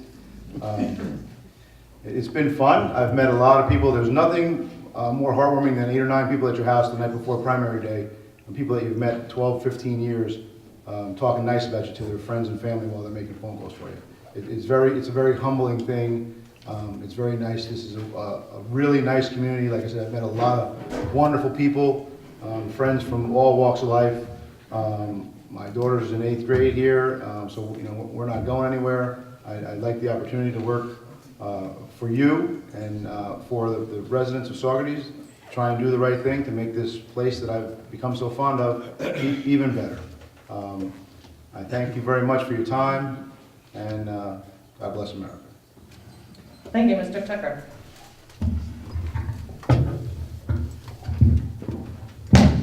I just want to say thank you to the league for giving us the opportunity to meet like this and discuss things of importance to the audience. I'd like to thank the audience for listening. If I'm successful in the election, I can guarantee you one thing: I will work. I'm retired, and I'm ready to go. I am going to put a tremendous emphasis on taxes and reducing the taxes. And it's not a solo effort, it's a collective effort that the other board members have to join in and start thinking the same way of reducing. I do want to say thank you to the candidates who are up here tonight. They're all good people. This election process, campaign process, has been very rewarding. I mean, there hasn't been anything nasty. Everybody sitting up here, whoever you decide on, will do a good job. I just want to say thank you. It means a lot. Thank you. Thank you. Mr. Schoonmaker. First, I'd like to thank the League of Women Voters for holding this wonderful event. I think it's important that the community gets the opportunity to ask their candidates tough questions, and that really plays into one of the leading points of my campaign, where I intend to hold office hours every 2 weeks, where any resident can walk in, and I'll probably look to reserve a room here at the senior center where you can voice your concerns, voice your issues, and even pitch ideas you'd like to see done by the town. Because as all of us have said at one point tonight, we don't have all the ideas, we don't have all the solutions, we don't know every problem, and it takes a community to really solve all those issues together, and really gel together and make Saugerties the best it can possibly be. It's been going in a great direction, I think, recently. I think we can really take it in a much better direction. If we really just, everyone started getting more involved, maybe in the next election, if we do a good job, we'll see this room packed. That would be my dream. And as Don Tucker said, it's been a great campaign. A lot of people, told me, oh, it's scary getting involved in politics. Why are you doing it at the age of 26? But honestly, it's been a great campaign. As he said, there's been no nastiness. We've all gotten along, and I think that's how politics should be. It shouldn't be, bickering about this or that. Because at the end of the day, you got to work together. You can't argue over something. You're going to have to come up with a compromise, or you're going to see what's happen at the national level, where it's kind of just been a stale. It's stalled out, and I don't think that's going to benefit anyone if you can't come up with decisions. And whoever you guys decide to support up here, we're all going to work hard. We're all going to put in as much time as we can, and we're going to do what we can to make sure that the town goes in the direction you guys would like it to go. Thanks for so much for the support. Thank you. Mr. Andreessen. Thank you. I'd like to thank the league as well for hosting this and the audience for showing up. This is my first time on this side of the table as well, so I know how these folks feel. And again, I do appreciate my running mates here. They're all gentlemen, and it's been a very, very positive thing for us all the way through. I do believe in term limits. I'd like to see something enacted with that at some point. Again, I'd like to see some reductions in staff through attrition, at least control the budgets as best you can. I know some things are out of the control, contracts and so on. But no matter who gets in the top seat, whether it's Jim Bruno or Fred Costello, and if I get on the board, I would look for them for direction to guide the board and to be that guiding light, so to speak, as a full-time person. I want to see some activity on Kings Highway, as everyone else does. I want to see that we take care of the, like I said, we're the managers, you're the shareholders. We're accountable to you, transparency. I think we should have department head meetings, mandatory at least every 2 months. And these things can be hashed out at that time without, in some cases, things get misconstrued and there's no dialogue or there's no communication. So if I'm successful, I would certainly work with you and then and any of the members up here. So thank you so much for coming. Appreciate it. Thank you. We're going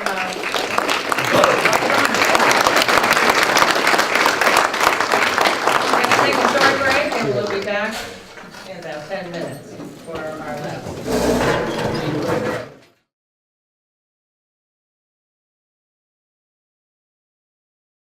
Okay. All right.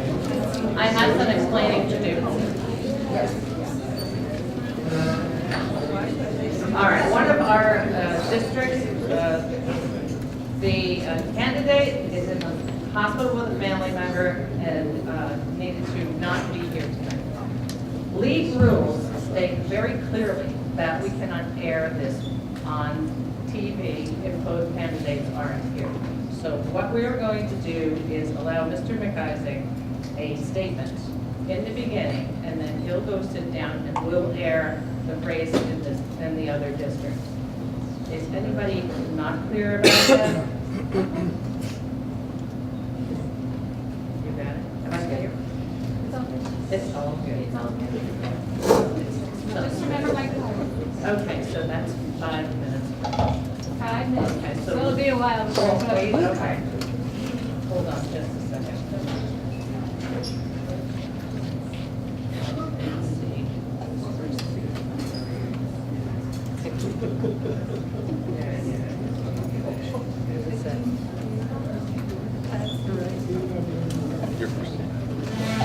Okay, Mr. and Mrs. McIsaac, you may begin. First, Yeah. Are you can stand here? first of all, Stand up, Mike, why don't you? Yeah, you can, here. Here's my mic. There you go. Yeah, now it's on. now it's on. Okay. First of all, my condolences to, or my consideration for the Warrow family, and we hope that everyone is healthy. I would like to thank the League of Women Voters for organizing this event. I would like to thank everyone who came out. Thank you for spending your time out here. Hi, I'm Mike McIsaac, and I am running for Ulster County Legislature because I can be a hardworking, honest, independent thinking legislator. My motto is each issue on its own merit.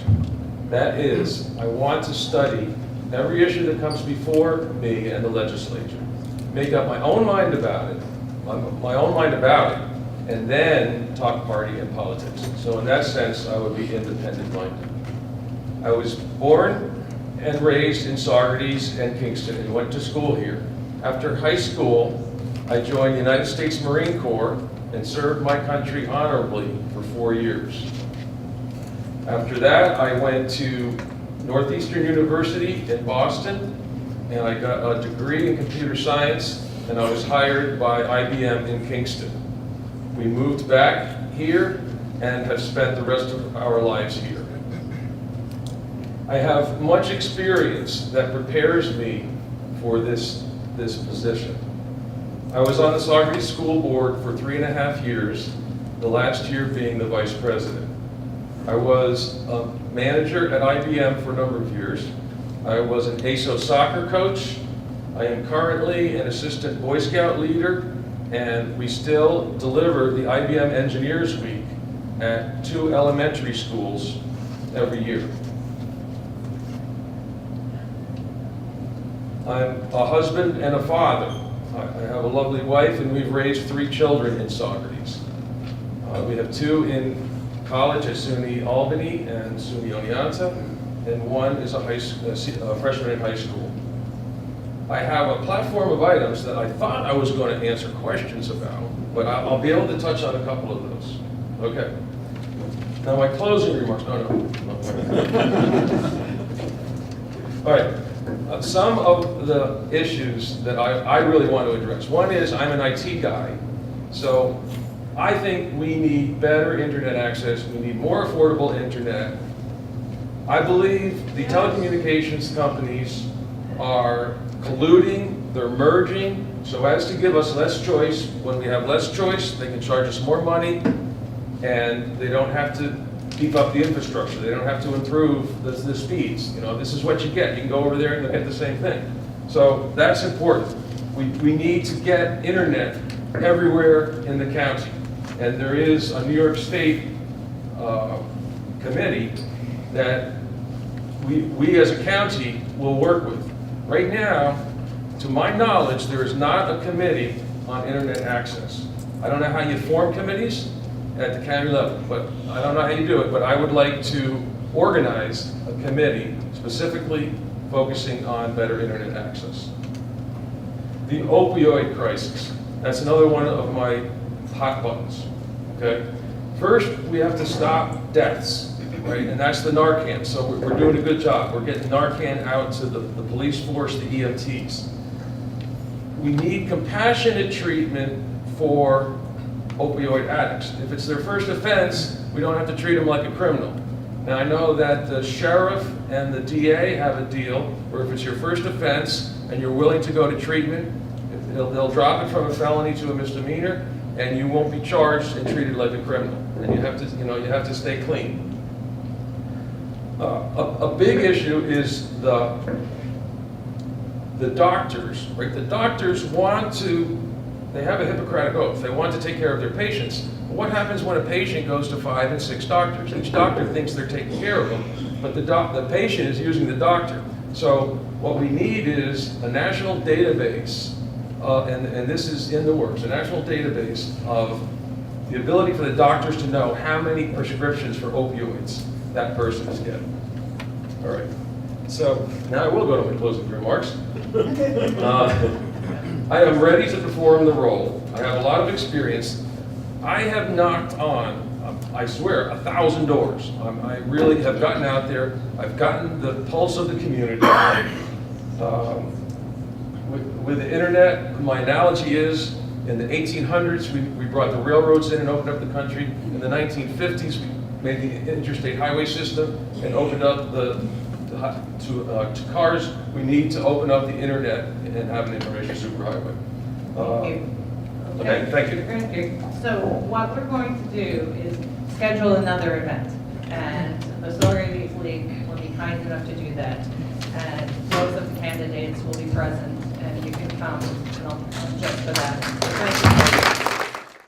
Thank the League of Women Voters and all those in attendance, along with all the candidates here tonight. This forum is emblematic of democracy with a big D, and let us not forget that U.S. society did not always allow all segments of society to vote, including women and minorities. So it is an honor to participate in an event sponsored by the League of Women Voters. I was born and raised in Saugerties, attended Saugerties schools, and have lived in Saugerties for over 35 years. My mom was involved in doing public relations for the League of Women Voters. My father was on the Saugerties School Board for 5 years until my sister became ill. He was also the first chairman of the Environmental County Commission. I remember fondly driving with my father up to the Saugerties landfill to pick up and drop off recycling back in the days when it was voluntary and old school. When I first got elected to the Ulster County Legislature in 2013, it surprised a lot of people because I was considered a huge underdog. I knew that I was going to win, however, and ultimately I believed in myself, and a lot of the voters did too. Since taking office, I've worked tirelessly in my service to the residents of the village, Barclay Heights, and Malden. I have earned the reputation of being very strong on constituent concerns, as I have worked very closely with government officials on the village and town levels to help the residents of Saugerties and Malden with issues that affect their lives and the quiet enjoyment of their property. As your legislator, I've only missed one monthly meeting in 4 years, a 98% attendance record, and this was because I had a medical procedure the prior day.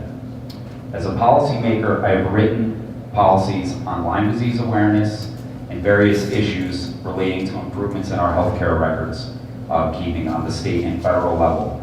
My policy on Lyme disease requires the County Department of Health to give out tick removal kits, put up informational signs about the presence of ticks along hiking trails, and to give out pamphlets, informational pamphlets at various county buildings and at the welcome centers of these recreational trails. In my concluding remarks, I will talk about what I have done as a policymaker and my vision for my third term in the Ulster County Legislature. Thank you. Mr. Malloy. Thank you. Thank you, everybody, for being here. Thank you, League of Women's Voters. We only get one debate. I'm going to try not to go on or wax poetic. I will say I'm a husband and father of two. I'm a lifelong county resident. The reason I'm running is because I've been called to public service. I've always paid attention to national politics, like a lot of us, and as soon as I turned local, I realized how much really depended on your local legislator, your town board member, and your supervisor. And I'm passionate. I've learned the process. I really understand the new charter form of government, and I look forward to continue to talking to, hopefully, my future constituents. When I go door to door these days, and when people used to come to my door, what used to frustrate me, what frustrates me when I watch debates on television for state and national level races, is the lack of specifics. We hear a lot of big words like transparency and efficiency with no real understanding of what it's going to take to get it from point A to point B. I put a lot of specifics on my palm card. Any policy I talk about, I can tell you where it's been implemented, why it hasn't been implemented in Ulster County, how many legislators are for it, how many are against it, and what my plan is to get to 12, because that's what it's all about. When you want to get things done in the county, it takes 12 people to vote for it. It's not enough just to talk about it. I also would like to make the point of the kinds of individuals we want getting involved in local politics. I think it's meant to be people that have had success in the private and public sectors that want to lend their services to help run the local government like a business with compassion. People that need the health insurance, people that need this pay, that need the mileage, that need the pension, may not be the type of people that are fit to be making the decisions that we're going to be making. I don't need any of that. I'm going to be turning a lot of it down. Thank you. Thank you. All right. First question. Where do you stand, and make sure that you're speaking into the thing, you have to get real close. Okay. There. Where do you stand on preservation of the county-owned rail corridor and Catskill Mountain Railroads? Mr. Maloney is first. As a whole, I've contacted some individuals that are involved. I'm going to be a friend to the rail movement. I honestly believe that they haven't been treated fairly. I think there's large groups of community-minded individuals that have been willing to do a lot of the work themselves, and I don't always think they've been treated fairly. It's not something that I think as we go on tonight, there's going to be things that are much more in my wheelhouse, that I've spent a lot more time on, things that have to do with policy and some fund appropriations, the budget. But I will be a friend to the rail. Thank you. Mr. Allen? The railroad is a complicated issue because they first entered into a 3-year contract and then they were given a 25-year extension. It was a good and a bad contract with the county all rolled into one. The bad elements of the contract were the fact that the railroad started out by being their own worst enemy, by being for-profit. I was told that one of the original founders of the railroad put in a lot of his own money so that he had to stay for-profit in order to recoup that money. By being for-profit and not non-for-profit, they aren't able to apply for FEMA disaster relief money when there's damages caused by Mother Nature done to the tracks. We had Hurricane Irene and Tropical Storm Lee that did millions of dollars of damage to the railroad tracks, washed out 2 trestle bridges, upwards of $8 to $10 million or more to repair the full 38.4-mile corridor of the Catskill Mountain Railroad. I am the only legislator out of the 23 legislators that has pointed this out to them. I pointed out the contractual flaws in their contract. I told them over 3.5 years ago in my first few months as a legislator that they should immediately switch over to non-for-profit. The railroad has not done that. and they would like to see the full 38.4 mile stretch revitalized. I also recommended to the railroad representatives, I rode with Ryan Lennox on the steam engine train back a year and a half ago down in Kingston Plaza, and we talked extensively, and I told him, I said, Ryan, what you guys really should do is find an underwriter, do a cost-benefit analysis, do a complete analysis of how much it would take for repairs to fix the full 38.4 miles of the track corridor, and find an underwriter to put up a ballot referendum. If you put up a ballot referendum and you get 50% of the votes plus one in Ulster County government will have to put up public finance bonds to pay for the repair of the tracks. Thank you. All right, what can we do to be more of a four-season destination? We seem to be mostly focused on the summer. And we'll start with Mr. Allen. Well, we have 4 beautiful seasons here in Saugerties and Ulster County, and I think our tourism is headed in the right direction. I mean, tourism industry as a whole is based on 3 factors. The price of gasoline, the state of the overall economy, and the weather. So during the winter season, we have numerous ski areas. There's proposed state and private funding that's going into the expansion proposed of the Bel Air Ski Center, which is going to link up the Bel Air State-run ski center on Route 28 in Highmount with the old Highmount Ski Center, which is just to the west of that. And ironically enough, that's actually where I learned how to ski. My father used to get season passes there. When he was a retiree, he would get a free season pass. I used to come and meet my dad up and go skiing. And when I was about 11 years old, I learned how to ski at the Highmount Ski Center. So I think that is going to strengthen our winter and spring tourism in Ulster County. We did lose out on the casinos in the Ellenville-Carharnson area, which was unfortunate. But we have some new revitalization down in the Kingston waterfront area, where we're going to have events and concerts along the waterfront. That should help out with spring, summer, fall tourism. And any type of expansion of tourism is good for the economy. We have hits in Saugerties here, which has been here for going on 10 years now, and it looks like they're going to stay, and that brings tourism to the area during the spring and summer months. And we can have anything added to that, it would definitely enhance the economy. I myself would like to see more private sector jobs in the areas of like computer technologies, any type of industry that's a year-round business. Not everybody can benefit from jobs in the tourism industry. Thank you. Mr. Maloney? Yes, that's something that I honestly don't think the legislative body is going to be spending a lot of time on. That being said, I think the one weapon we have when it comes to bringing in new business is the IDA and tax relief to new businesses or businesses that want to expand. And I think like every portfolio, and I think that the IDA needs to look at how they're divvying out tax relief and benefits as a portfolio.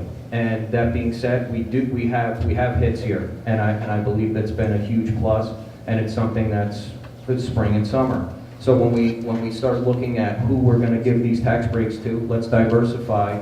And as businesses come in that are going to be winter and fall strong businesses, I think they should get a leg up on those tax breaks that we talk about giving out.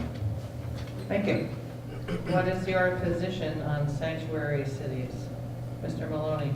I was here during the town board debate, and I actually liked what Paul Andreessen had to say, and I respected it. And it's tough, because at times, this is one of those, it's kind of become a divisive topic in our country and even this town. And that's, if you're for sanctuary cities, then you're for the immigrant, you're for the undocumented. And if you're not, you're not.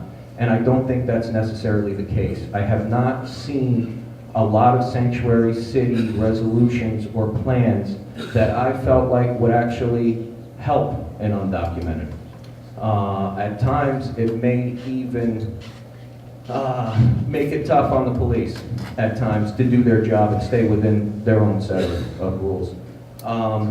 You know, I have a friend that's a carpenter, and he told me a couple of months ago that a local business had brought him in to do hideaway sheets in the ceiling. So if they were raided, some of the workers there could literally jump up into the ceiling. Made me sick to my stomach to hear that.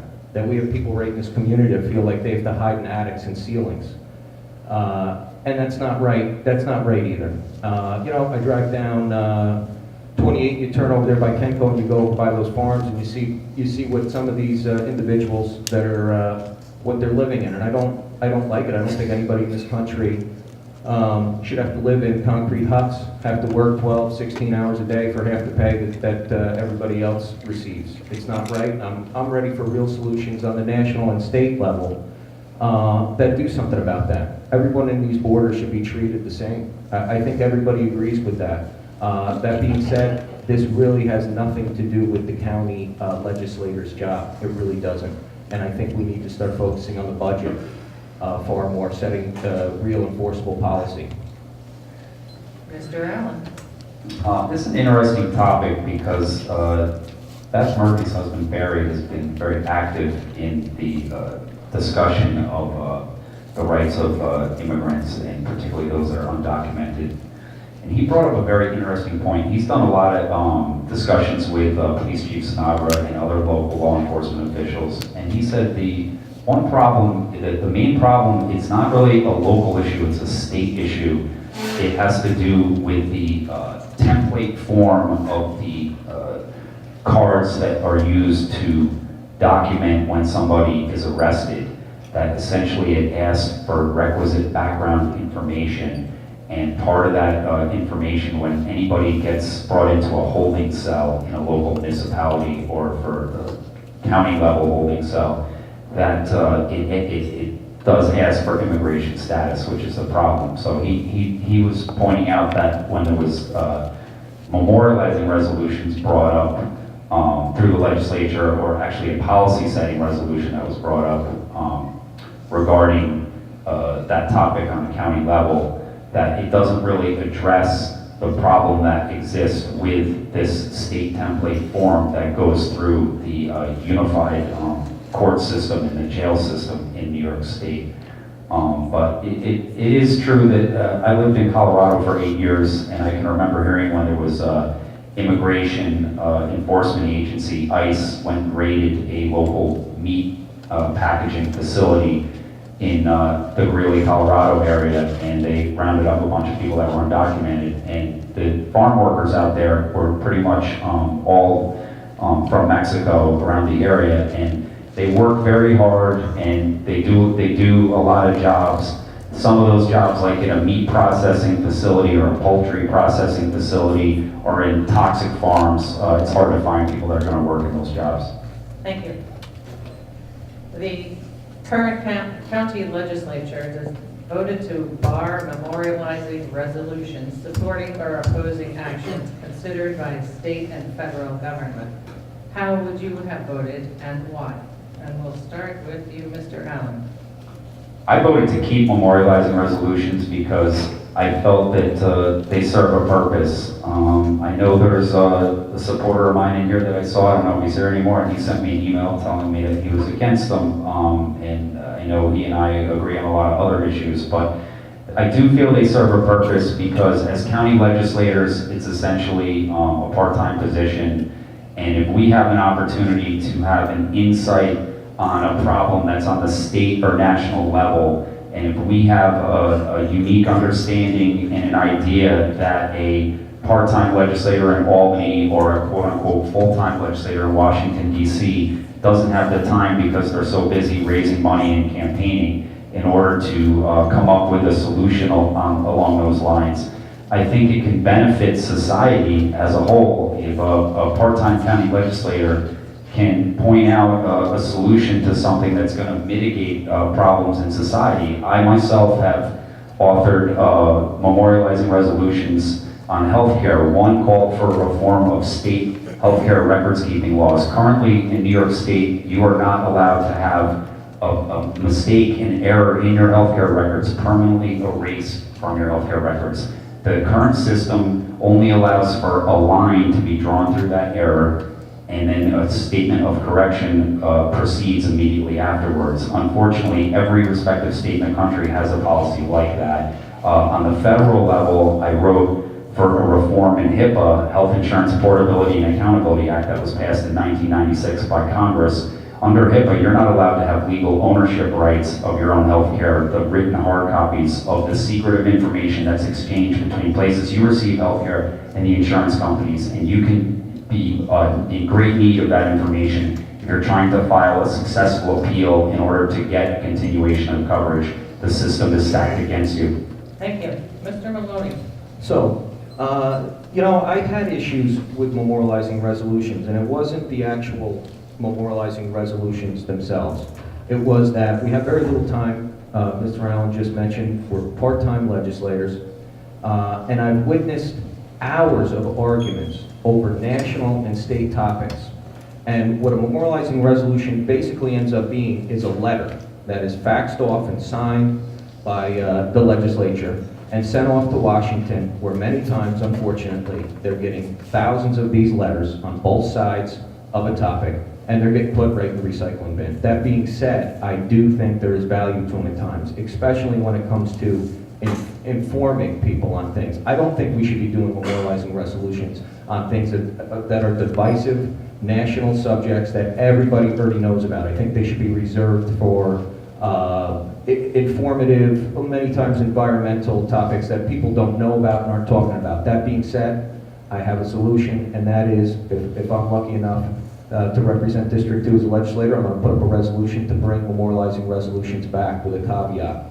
We cannot argue about them on regular, during regular committee meetings, during regular legislative scheduled meetings. We will have a once-a-month memorializing resolution meeting. That means we'll all have to go up to the county one more time. I'll be one of the only ones that's not filling out for mileage for that meeting, but I will be there each and every time. And if we agree and we have 12 people vote yes on this memorializing resolution, we'll do it. That way it won't cut in. I watched a meeting from a couple of months ago where we voted in $12 million in bond spending, a 23-member unanimous vote with no discussion. And then we argued about a memorializing resolution on I'm not sure what, it may have been transgender, I don't think it was transgender rights. But anyways, it was a memorializing resolution that had no law, no bite. And we took up all the time of that meeting, and we were spending money willy-nilly with no discussion. Thank you. Well, what can be done in Ulster County about the opioid crisis? And we'll start off with Mr. Maloney. Okay. There's two real issues I see with the opioid crisis, and that's the availability of prescription drugs and the availability of heroin, which is often turned to after the addicted person cannot afford or get to whatever medication they became addicted to. There's not a lot I see a county legislator being able to do about those two issues, but what we can do is we can help treat and we can inform people, and that takes money. And that's why my focus is going to be on the budget. I wish Legislator Mary Warrow was here today. She's done a ton of work with this opioid epidemic, and I would be turning to her and a couple of the legislators quite a bit. And my goal would be to make the budgetary process as transparent as possible, to stop over budgeting, and to make some real fiscally responsible decisions from here on out, and be able to hand Mary Warrow the funds to keep fighting the fight and doing what we can do. Thank you, Mr. Allen. There's been some steps taken in the Ulster County Legislature to have committees. There's a Narcan committee. They work with officials on the state level dealing with addiction. There's some private groups. There's one that Legislator Warrow is involved with called the Route 212 Coalition. It's based out of Western Saugerties and Woodstock. They have a lot of participation of donations from Saugerties-based businesses and Woodstock-based businesses where they've put in some funding to help people out. There's an agreement with the Woodstock Police Force, and there's some other local police agencies that have agreed to participate where if somebody is a heroin addict and want to get off the drugs, they're allowed to turn in their unused stash of drugs to the participating local police stations, and they are not arrested, and it's arranged for them to go into a rehabilitation program. Funding is the problem.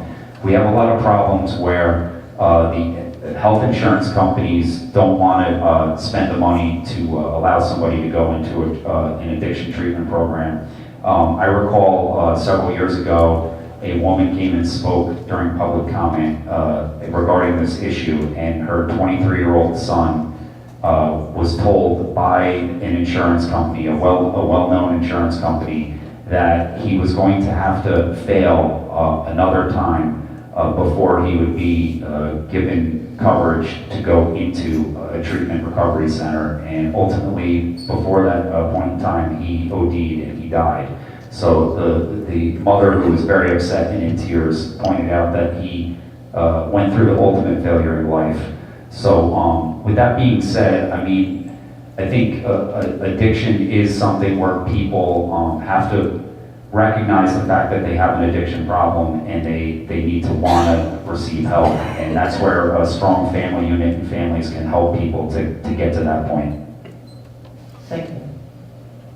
All right, here's a really general question. What should be done about economic development? And we'll start with you, Mr. Allen. Well, economic development in Ulster County, we have one major detractor that's preventing us from being competitive on a full scale in this global and very intrastate competitive economy that we're in. We're essentially in competition with other parts of New York State, other states in the United States, to have businesses come into this area and set up and expand in this area. We are lacking of a major east-west commercial corridor. If you get off the thruway in Newburgh at exit 17, it hits you right away. You see exits for Route 17, Route 17K, and Interstate 84, which will take you to eastern, western parts of New York State, into New England, into New Jersey, which can take you into New York City, Connecticut, Pennsylvania. We lost out in Ulster County on Angry Orchard hard apple cider products. They had a choice between going to New Paltz and Walden in Orange County, and they chose Walden, and that was one of the reasons that they chose that area. Right here in Saugerties, we have the Kings Highway corridor, which is the second most prime piece of untapped real estate on a commercial level, with the old IBM facility in the town of Ulster being the first. I had an opportunity in my first few months as a legislator to get a local businessman on the IDA board, the Industrial Development Association board, and they give awards for tax breaks, pilot tax breaks, payment in lieu of property taxes to startup businesses, and they also give out low interest loans to businesses that are looking to expand. I thought it was important to have a small business owner from Saugerties on that board, and he by coincidence, he happens to own two businesses on Kings Highway, and he's been a very vocal advocate for the expansion of natural gas lines. That, and we need to get broadband internet, high-speed internet cable. I've been a very vocal advocate for that across Ulster County, Saugerties, and all of upstate New York. Thank you. Mr. Maloney. Yes, that is a generalized question, and one thing that you have to understand is after this new charter form of government was adopted, and a lot of counties are starting to adopt it, you have an exec. The exec is now operations. County legislators used to be policy and operations. Policy is how you do it. Operations is doing. That's now the exec's job. I'm not going to sit up here and tell you guys that I'm going to lure the next computer chip company here. What I'm going to do is focus on the budget. I have a lot of policies that are going to save money, policies that have been enacted in other counties around the area. I can speak to them with specifics. I'm going to do as much as I can to put as much money back on the tax rolls that I can. Give Mike Heim, the exec, as much help, him and his team. And but that being said, let's be honest. I am not, as a legislator, going to be bringing in business. I'd be lying if I told you, but I will try to create a local platform that is attractive to local businesses. Thank you. This is actually the last question. So, what do you think of pilot programs, and do they benefit the community in the long run? And Mr. Maloney. I think they're important, and I don't think they've been implementing in a proper way. There was a discussion about giving a local hotel a bunch of tax relief. And I mentioned being diversified before. We really need people taking a responsible look at the money that we're giving to which businesses. And I'll explain this out. We have hits right now that get some tax breaks, and I think that's the kind of, I really think that's been a home run. You look around Saugerties, we've benefited from it. I know there's pros and cons to it. And then we hear that there's a hotel up the road that wants to come in, and they're gonna get a bunch of water from the village that I think we should have had a bigger, longer, more honest conversation about. But their whole existence is predicated upon hits. That's why they want to open. That's not diversification. If hits ever leaves, that hotel would immediately go out of business. They'd make all the money they needed in that first 10 years, and we would have gotten nothing in the taxes that we should have gotten. These are the kind of honest, responsible conversations that we need more business-minded people having. Thank you. Thank you. Mr. Allen.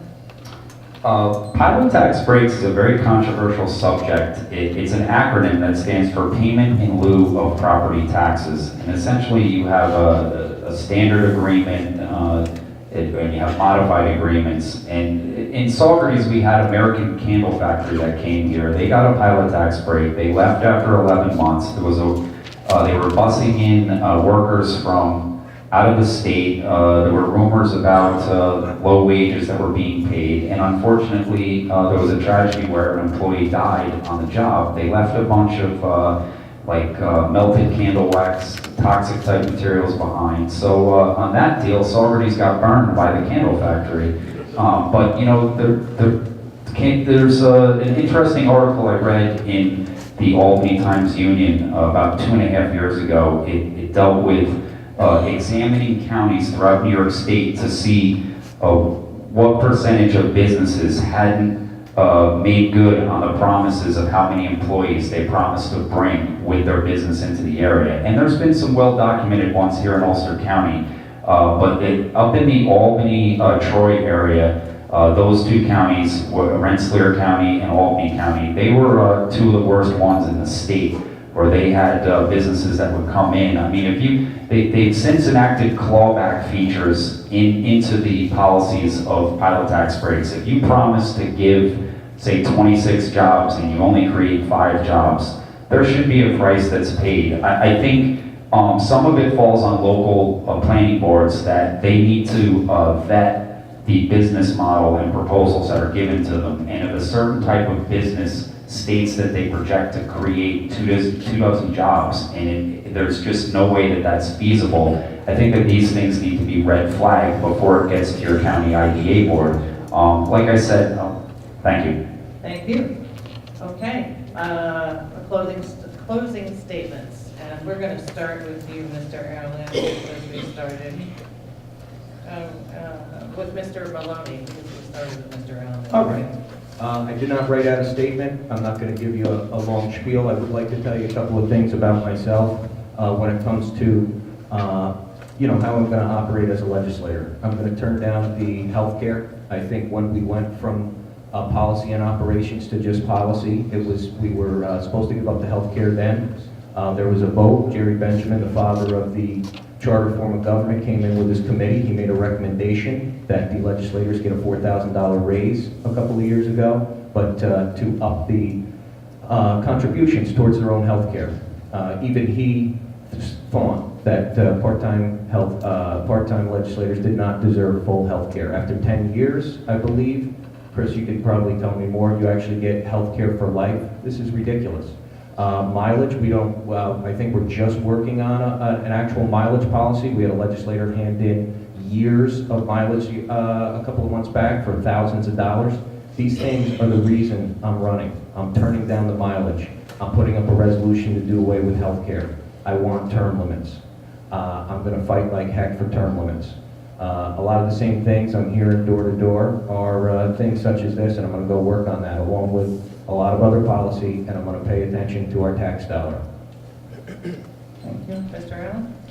As a policymaker, as I stated before, I've written 3 important memorializing resolutions calling for reforms in state record-keeping laws, federal record-keeping laws, and overall improvements in our healthcare system. When I moved back to Ulster County 8.5 years ago, I've been heavily involved in caring for my father, who passed away from prostate and bone cancer, and I've been the full-time caregiver for my mom now for the last 3.5 years. And I've had situations where I've had to apply for appeals for them on behalf of their insurance coverage that they receive at area nursing homes and other types of facilities. And one thing I'm going to do very soon is I'm putting up a resolution to have an advisory committee that assists residents of Ulster County if they have issues with health care that they need to vent and have it something documented that they've had an issue. Unfortunately, the New York State Department of Health and the Medicaid, Medicare services are understaffed and overworked, and you do not get a prompt response from these agencies when you file a complaint. So this committee would be a complementary committee that would assist local residents, and so they can have a layer of documentation that they can present once they're heard from on the state and federal level. As a lawmaker, I am known as being a fiscal conservative. 4 of the 5 budgets that I've been presented to have actually lowered taxes between 0.1% of 1% and 0.7% of 1%, and 1 didn't raise taxes at all. As a legislator, my job is to analyze the budget that County Executive Mike Hine presents to the legislature and then to vote on it. I've been fortunate enough that Mike Hine has cut county government 38% in the last 8.5+ years.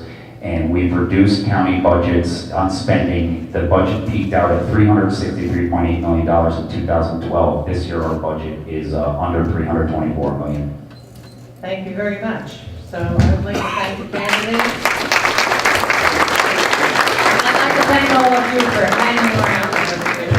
I also wanted to make an announcement that there is a community conversation on the ballot propositions, which you will find on the back of your ballot when you go in to vote.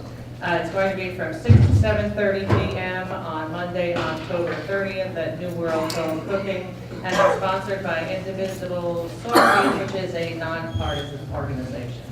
Thank you to the Saugerties League for doing the best job at it. Thank you.